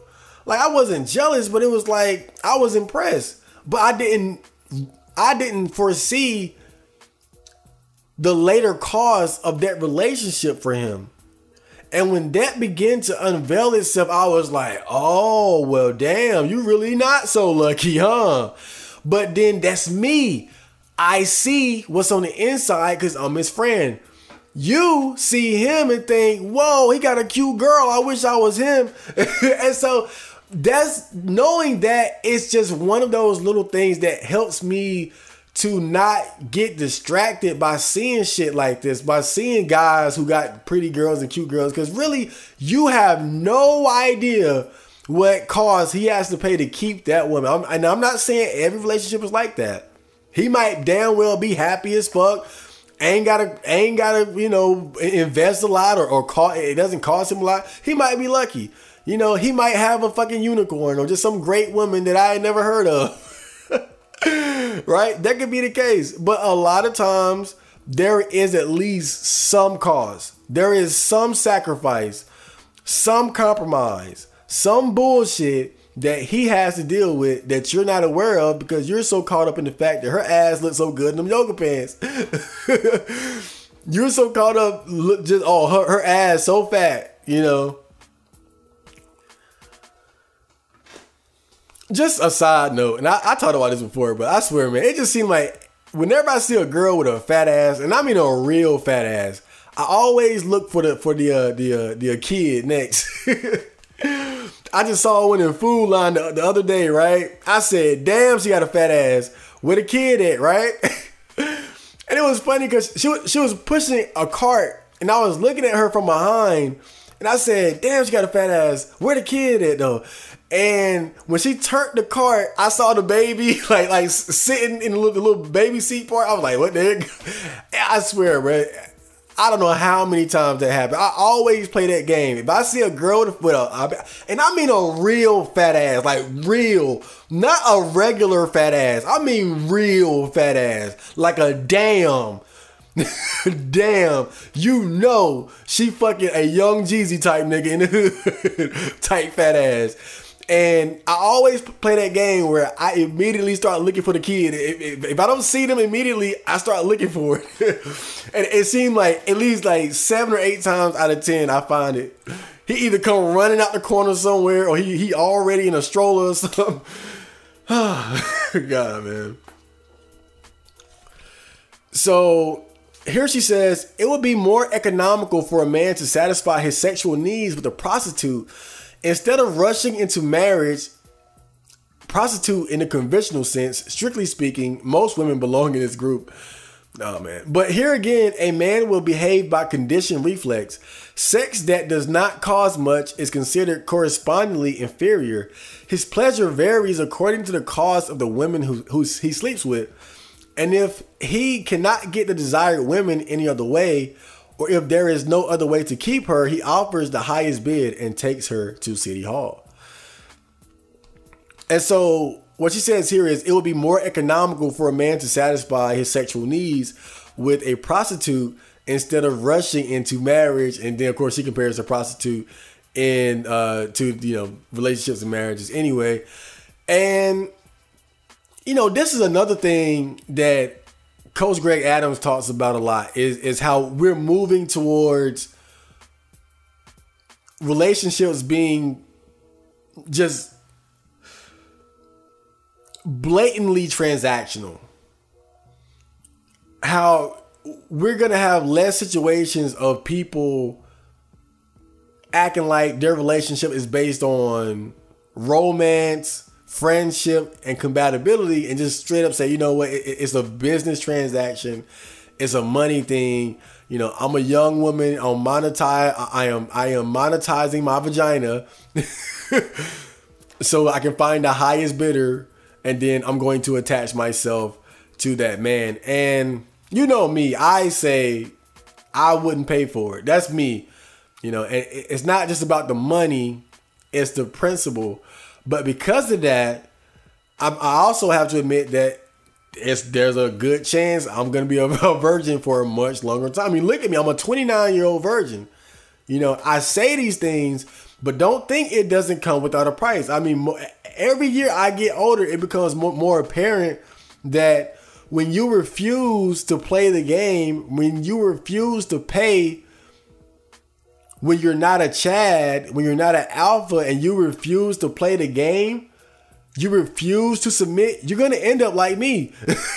I'm just letting you know. If you refuse to play the game, at least on some level, and that's me. I don't play none of them games. Even the approach game, I don't do none of that shit. I ain't paying. I ain't approaching. I ain't doing a goddamn thing. And for that reason, I could very well die a virgin. You know, it is what it is. So I think I'm the prime example of what happens when you don't play along, when you don't pay. If you're not willing to pay, then you ain't gonna play. It's just the way it is. For this reason, women calmly tolerate the professional prostitute. Why should they? Mind, when they never feel jealousy as a man does. They may well feign jealousy occasionally, of course, just to flatter him. They don't mind the institution of brothels either. Their attitude towards extramarital affairs is exactly the same, unless, of course, they become too obvious, in which case they tend to forgive them. How few women would leave an unfaithful husband, and how few men would stay with a woman in the same circumstances. Wives will often even welcome a philandering husband, for there are so many advantages arising from his gratitude for her tolerance and forgiveness. Obviously, women would prefer to be able to control extramarital affairs. This explains why the wife-swapping parties and pluralist sex practices are gaining favor, for they tend to neutralize the sexual fantasies of husbands and men friends. Moreover, these kind of sexual release are free, whereas professional prostitution absorbs money which should be put into housekeeping. As the group of people is usually well acquainted, rules of hygiene can be imposed and there is less danger of venereal disease. You don't hear that often, venereal disease. That's so 1971. Which a man might catch if he visits an anonymous brothel. And this is one of women's main worries as far as a husband's sexual adventures are concerned. So here she's talking about how women feel about men cheating. And this makes me think of what you hear Kevin Samuels says a lot. He always says high value men don't cheat. They exercise options. Now me, I believe cheating is cheating. I don't think being high value gives you an excuse or makes you exempt from the definition of cheating. But I also understand what he's trying to say. What he's saying is that when you're high status enough, cheating doesn't matter as much because you're such a good catch that women are going to stay with you regardless of if you cheat or not. I mean, now, even that in of itself, though, is it's not always true, right? But you do see this a lot, where you have these high value, famous, wealthy men who are married or have a girlfriend, and they get caught cheating once, twice, 3 times, whatever, and the woman stays. I mean, just think back to Cosby when he got caught in that rape allegation. You know, maybe he didn't rape that girl, maybe he did, but he definitely cheated. And his wife stood right by his side the entire time and was by his side up until the time that he died. Right? I mean, that's the perfect example of that. How often do you see a situation where it's the woman that's cheating and the man stays? Especially when you're talking about like the upper echelon of men, right? The quote unquote high status man. How often do you see that? You know, you might point to like Will Smith and Jada, but you know, it's heavily implied that Will was doing some dirt too, right? But the way she describes it is that a woman's attachment is not so much to the man, but to his money. So you cheating doesn't matter to her because she's not going to be jealous about that because she doesn't care about you. She cares about your money. And so as long as she has access to your money, you cheating isn't a big deal. She just doesn't want you to, like she said, catch a disease and then bring it back home. And of course, the other problem with if you're buying prostitutes or whatever, is that you're taking money out of the home and putting it in some other woman's hand, and then that might get her upset. But also think back to a video I watched by Low Tier God. He was talking about the Carmelo Anthony situation because he just got divorced from his wife Lala, and I like Low Tier God's take on things, but he talked about how he's cheated on girls before, and he was talking about how a girl might tolerate you cheating for a while, but it's never going to be the same. Like it's only a matter of time before that relationship ends. And so even though you might say, well, high value men don't cheat, they exercise options and it don't really matter. When you look at a situation like Carmelo, where he had a baby outside of his marriage and Lala apparently forgave him, yet it still ended in divorce. That also makes me consider Low Tier God's perspective on this kind of thing, which is that you might get away with it for a while, but things will never be the same. So here she says, it is ironic that men consider ordinary prostitutes so very contemptible. They are among the few women who frankly admit that they make money by renting out a specific orifice of their bodies. The female callings of prostitute, actress, model, singer, or dancer are not practiced by men. But whereas actresses, singers, dancers, and models work with safety nets being the men who catch them when they don't feel like working anymore, a prostitute has no such recourse. When she is tired or ill, there is no one there, waiting hopefully for the time when he will be allowed to support her. No man in our society would allow a prostitute to exploit him as a fashion model, for instance, could. Now, this is something that I kind of disagree with her on, but I think this is kind of because of how times have changed. This is written in 1971. So this was during a time when America was still kind of in that like that transition phase where we weren't as prudish and conservative anymore. We were opening up to being more sexual and suggestive and open, but still certainly not where we are today.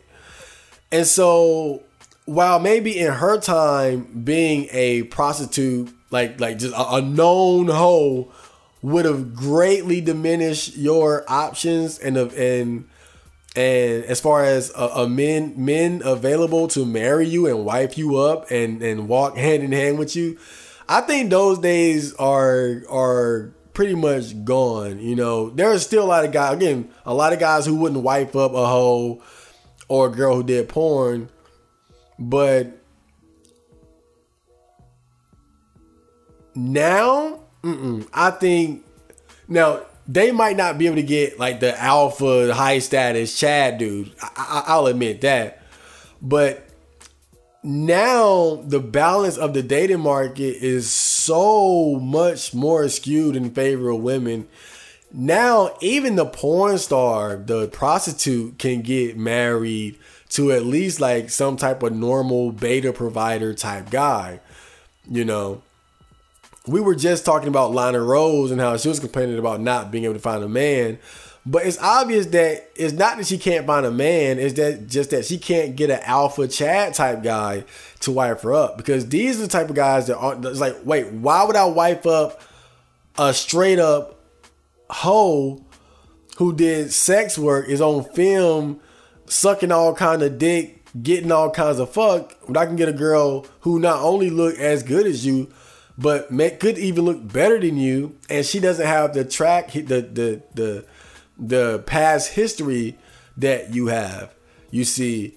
But because the value of pussy has gone up so much and men are so desperate. I think that now, if you are a sex worker or a porn star or whatever, guys, I think you're not gonna have a hard time finding men who will tolerate it. Earlier I did a video on, I forgot his name, but it was a YouTuber who had a girlfriend who started an OnlyFans, and people were making fun of him for it and calling him a simp. And I gave my whole philosophical perspective on the simp versus the pimp. That I've got his name, but that's kind of what I'm talking about now. Wait, now it's like, well, yeah, my girl does OnlyFans, like whatever. Like that's something like that would have been much more taboo back in 1971, but now it's like it's not as big a deal as it used to be. All right, so I had no idea how long this part was going to take, and I'm like halfway through the book and the notes that I made. Excuse me, well, really, I just highlighted the important parts, but I realize now that I'm not going to be able to fit all of this into this one episode, so we're going to have a Manipulated Man Part 2 episode, because this shit is, I actually got quite a bit more to talk about, but I don't want to make the episode run on too long. So now we're going to get to the comments. We're not going to have a thread of the day. We're going to get straight to the comments, then we're going to get out of here, and then I'm going to work on the Manipulated Man Part 2. So stay tuned.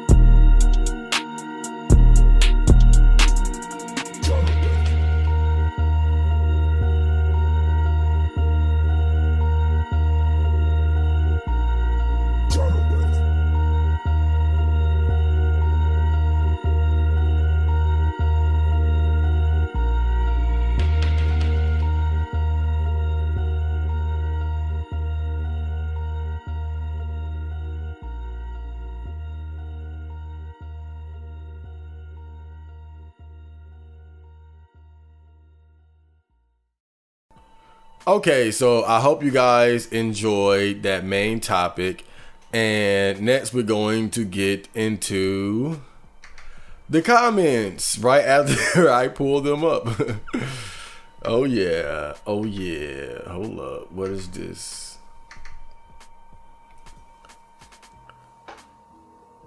Any minute now. Any minute now. Oh God, why do you guys put up with me?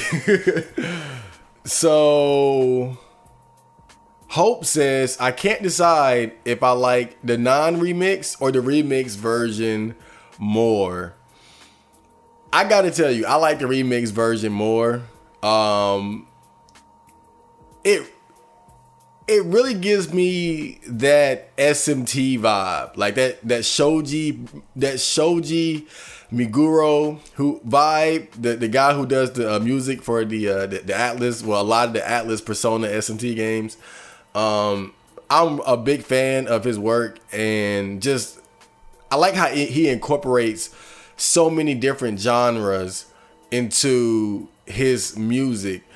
Particularly hip hop. You know, when you look at different OSTs associated with the Persona games, and I think even somewhat with SMT, you can find like hip hop type songs, and not even just the rap songs, but just the vibe of his music in general. And I feel like with this beat, at least with the remix, it really captured that SMT vibe. I could totally hear this song being like, I could hear this song being in an SMT Persona game, to be honest. Maybe I'm gassing it up too much, but honestly, I could really see it. And that's why I like the remix so much more, because it just reminds me of like that late 90s, or not even late, but just like it reminds me of just that old school dungeon crawling SMT 1 or 2 kind of vibe. Like, I could imagine it being like in one of those kind of games. And that's why, it took me a while to find the right picture to go along with it too. But I was like, it's got to be like an old school SMT game, not new, because even the vibe kind of took me back a couple years. But I digress. Thanks for that comment, Hope. So Bass God Keon says on the same beat, no way Marco is an SMT fan. I am. Well, mostly Persona.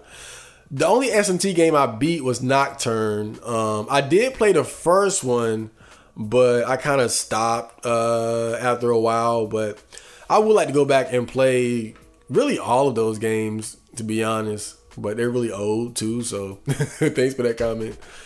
No says on the Demon Negotiation beat, the original one, this world is beautiful. It's simply the timeline that sucks. It is. I agree. Thanks for that comment. No. Egg Wars Archive says on the Chad Marco stream, the webcam test, oh man, I missed this stream. Chad leveling up to a streamer. Maybe one day you're gonna be like at Asmongold, from neat to neat streamer. Well, from now on, I went from neat to semi-wage slave. I don't even feel like a slave. I feel like it's just a basic bitch wagey, but I'm hoping to go back to neat. That's the ultimate goal though. No, like honestly, fuck all this job shit. I mean, I like it, but come on, who wouldn't want to be a fucking neat streamer? God damn it, like that's fuck out of here. So Agnostic Uzumaki says most slept on song ever. That's I thought I put up in the Gundam, and that's a good song, but I'm working on drill music now, so it's going to be a lot of tracks similar to that. So if you like that shit, stay tuned. So Amaya says on the webcam test, Chad Marco stream, cool haircut. I'm glad you guys like it, man. I used to have like dreads. Well, short. I always had short dreads. My hair just doesn't grow, and it's like I got a big forehead and my dreads weren't growing, and I didn't like the look anymore. So I was like, what could I do? So I just shaved the sides, but I didn't shave the back. I shaved the sides, but I didn't shave the back because I couldn't see the back. So I just made it into a mohawk, like a dread mohawk thing, like to the best of my ability. And really, hold up. No, when I first did it, I didn't have it dreaded up. I took the dreads out, then I cut it, then I dreaded it, and that's where I am now. But yeah, I found a look like I do not have good hair. I just don't, but I finally managed to find a look that works for me. It's definitely nappy, but I've always had a nappy head. And you know, Wiz Khalifa kind of made the whole nappy head thing kind of cool. So I'm glad he paved the way. He paved the way for niggas like me. But yeah, I like the hairstyle too. It's really become like oh man, I'm just admiring it right now. And I'm getting better and better at cutting it myself too. Like I've been using the funny thing about it, I'm using the webcam to finally shave the back the right way. So yeah, thanks for that compliment. So on the same video, 360 No Scope Johnson says, "All right, Chad, I'm going to give you the count of 3 to tell me what you've done with Marco." What does that mean? Is he saying I'm cool? Is that what it is? I think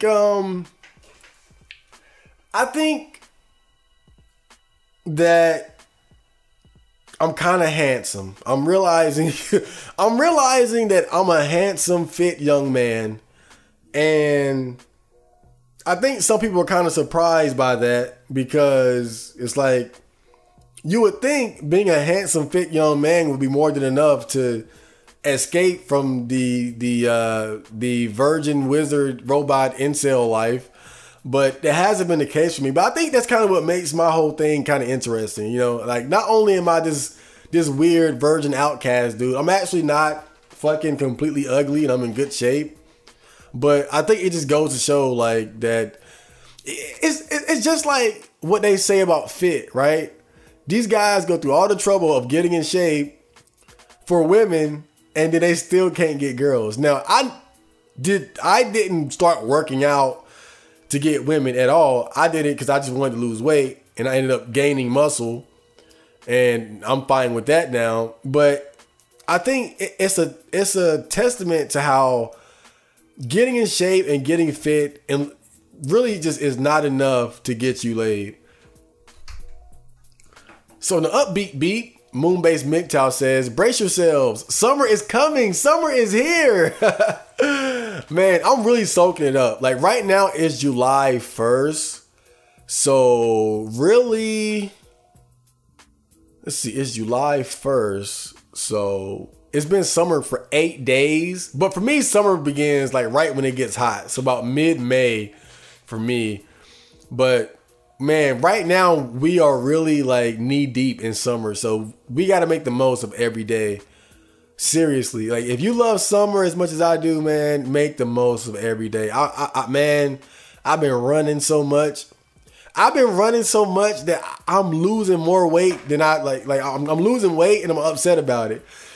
You know, because I finally hit 175, and now I got all the way back down to 171. And I think a lot of it has just been I've been running so fucking much. But yeah, thanks for that comment. Let's enjoy the summer.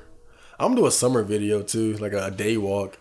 So on the Living with a Crackhead Botcast, Mugen Strong said, "Bro tried to steal meat from the store. That's some Trailer Park Boys shit right there." Man, so many dumb fucking things Dennis did, man. I swear, like, I tried my best, to compile all the crazy stories that I remember about living with that man. I'm sure I probably missed like dozens more because it's been so long. But man, I mean, the things that drug drove that man to do, I mean, it's goddamn, dude. I still don't know what the hell my mom was thinking. Thanks for that comment, man. So in the same video, Satori Blue says, "Love your soliloquy." What is that? What is a hold on? Let me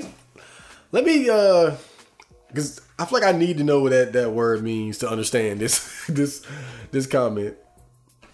The hell is a soliloquy? Soliloquy, okay. An act of speaking one's thoughts aloud when by oneself or regardless of any hearers, especially by a character in a play. Love your... All right, so that's what... Did I do that? But I guess that's really what this is, right? When in a way, the Botcast is almost like a diary for me. It's a way for me to express myself more than anything. You know, I share it with you guys, but without an actual person here to bounce thoughts off of, that's pretty much what it is, right? It's me it's like a diary where I just express how I feel about shit. Do you ever think how different you might have turned out if you had a healthy childhood? I dealt with a lot of the same issues as you growing up, however, not nearly as extreme, and I'm sure it fucked me up a bit. But I've always strongly believed in suffering leads to growth. If I had an easier life, I wouldn't nearly be as strong nor as accepting and happy internally as I am now. It gives you a perspective on life. I think it depends. It really depends. I think that not having a father, a strong father figure, is always bad. I think that's always bad. Whatever you gain from not having that is not worth it. Whatever you get, all the other shit is whatever. But that's the one thing. That's the one thing that I was lacking that I wouldn't wish on anyone. I don't think any good can come from that. When you don't have a strong father figure to teach you how to be a man, because the thing about having a father, what you have to understand is that a good father is going to challenge you. Being a good father isn't about making life easy. It's about teaching your children to face a difficult world. That's what being a father is about.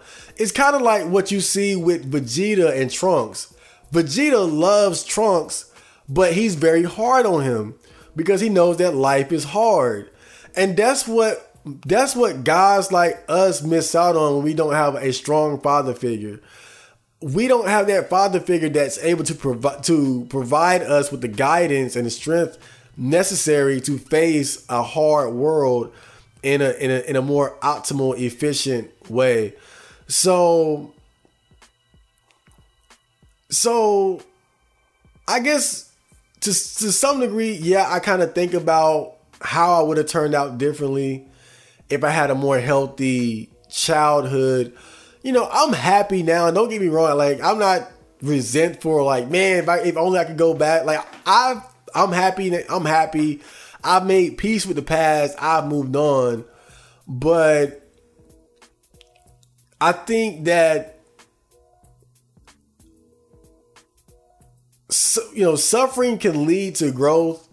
But the suffering that results from not having that's just the one thing I cannot recommend for any. Like, there is no way not having a strong father figure is going to be beneficial for anyone, because your father figure is supposed to provide the right kind of suffering that will lead to your growth. You see, because fathers tend to have a more rough and hands-on way of raising children. And I think that's really what I lacked. You know, if I had an issue being bullied, the father figure would have told me to stand up. He would have taught me how to throw my hands, shit like that. The mom ain't gonna do shit. Well, unless she's like super hooded out. At least that was my experience. Like just, and someone asked me if I had ever been bullied, and I have, and I'm gonna have a whole episode for that, because I got some stories about that shit. But that's gonna be like another like deep episode where I get really deep into like my past, like the living with a crackhead shit. But just not to go too deep into that, I can remember coming home after being bullied one day, and looking back, I remember like, wow, I was surrounded by women, my grandma and my mama, and none of them told me to stand up for myself. I always remember that. I came home very distraught after being bullied, and no one ever told me to stand up for myself. But if I had a father, a strong father, not only would he have told me that, he would have taught me how to. And that's the one thing that's why I always say, man, every boy deserves to have a father in his life, a strong father in his life. Like, not having that, I don't think it could ever be a benefit to anyone. But thanks for that comment, Satori Blue. So Hellbreaker says on the same video, yo, Chad, I grew up in Cuba. I call it Cuba. And I relate to your story so much. And then some. We should talk over it in Discord. Voice chat, preferably if you want. My hatred for single mothers and runaway dads is truly to kill for. I got a single mom video coming up too for the night walk vlog. I gotta get one of those. I think I forgot to put out a night walk vlog last month too. Oh God, I'll do one tonight. But yeah, Wicked BC just hit me up on the DC. Thanks for that comment. And this is the last one on the same video. Moonbase MGTOW says, my stepdad is a trucker too, but he's a really good dude. My mom is the crazy one, bipolar. Speaking of which mental hospital episode? Yeah, that's coming too. See, I kind of got like this whole thing mapped out in my mind. Like I said, this is kind of like a diary for me.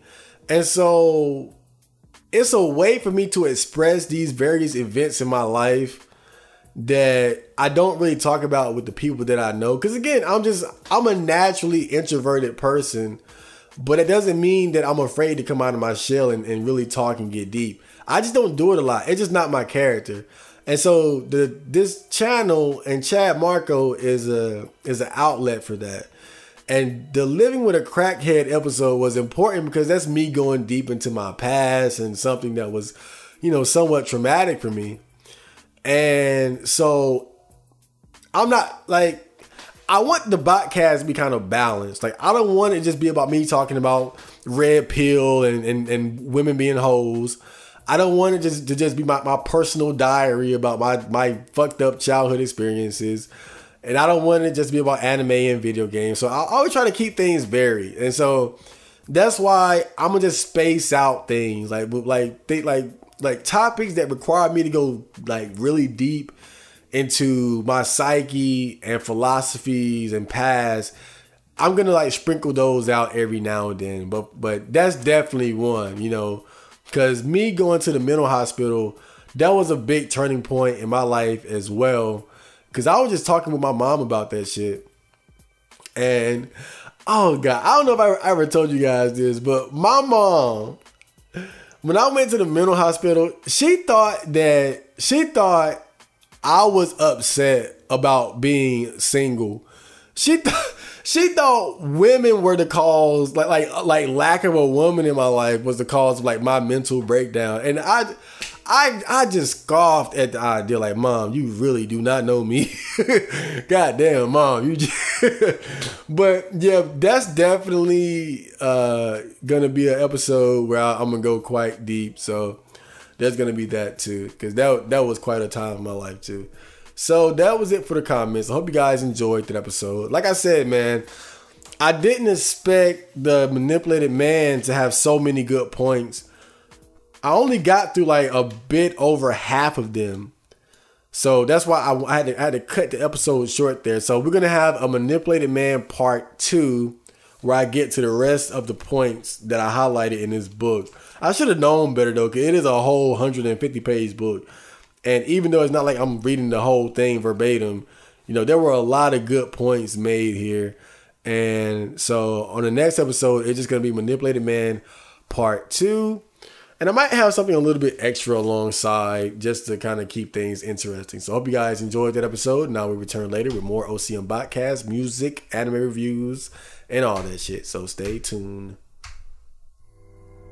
Wait, what did I just do? Am I still recording? See you guys. What the fuck was that?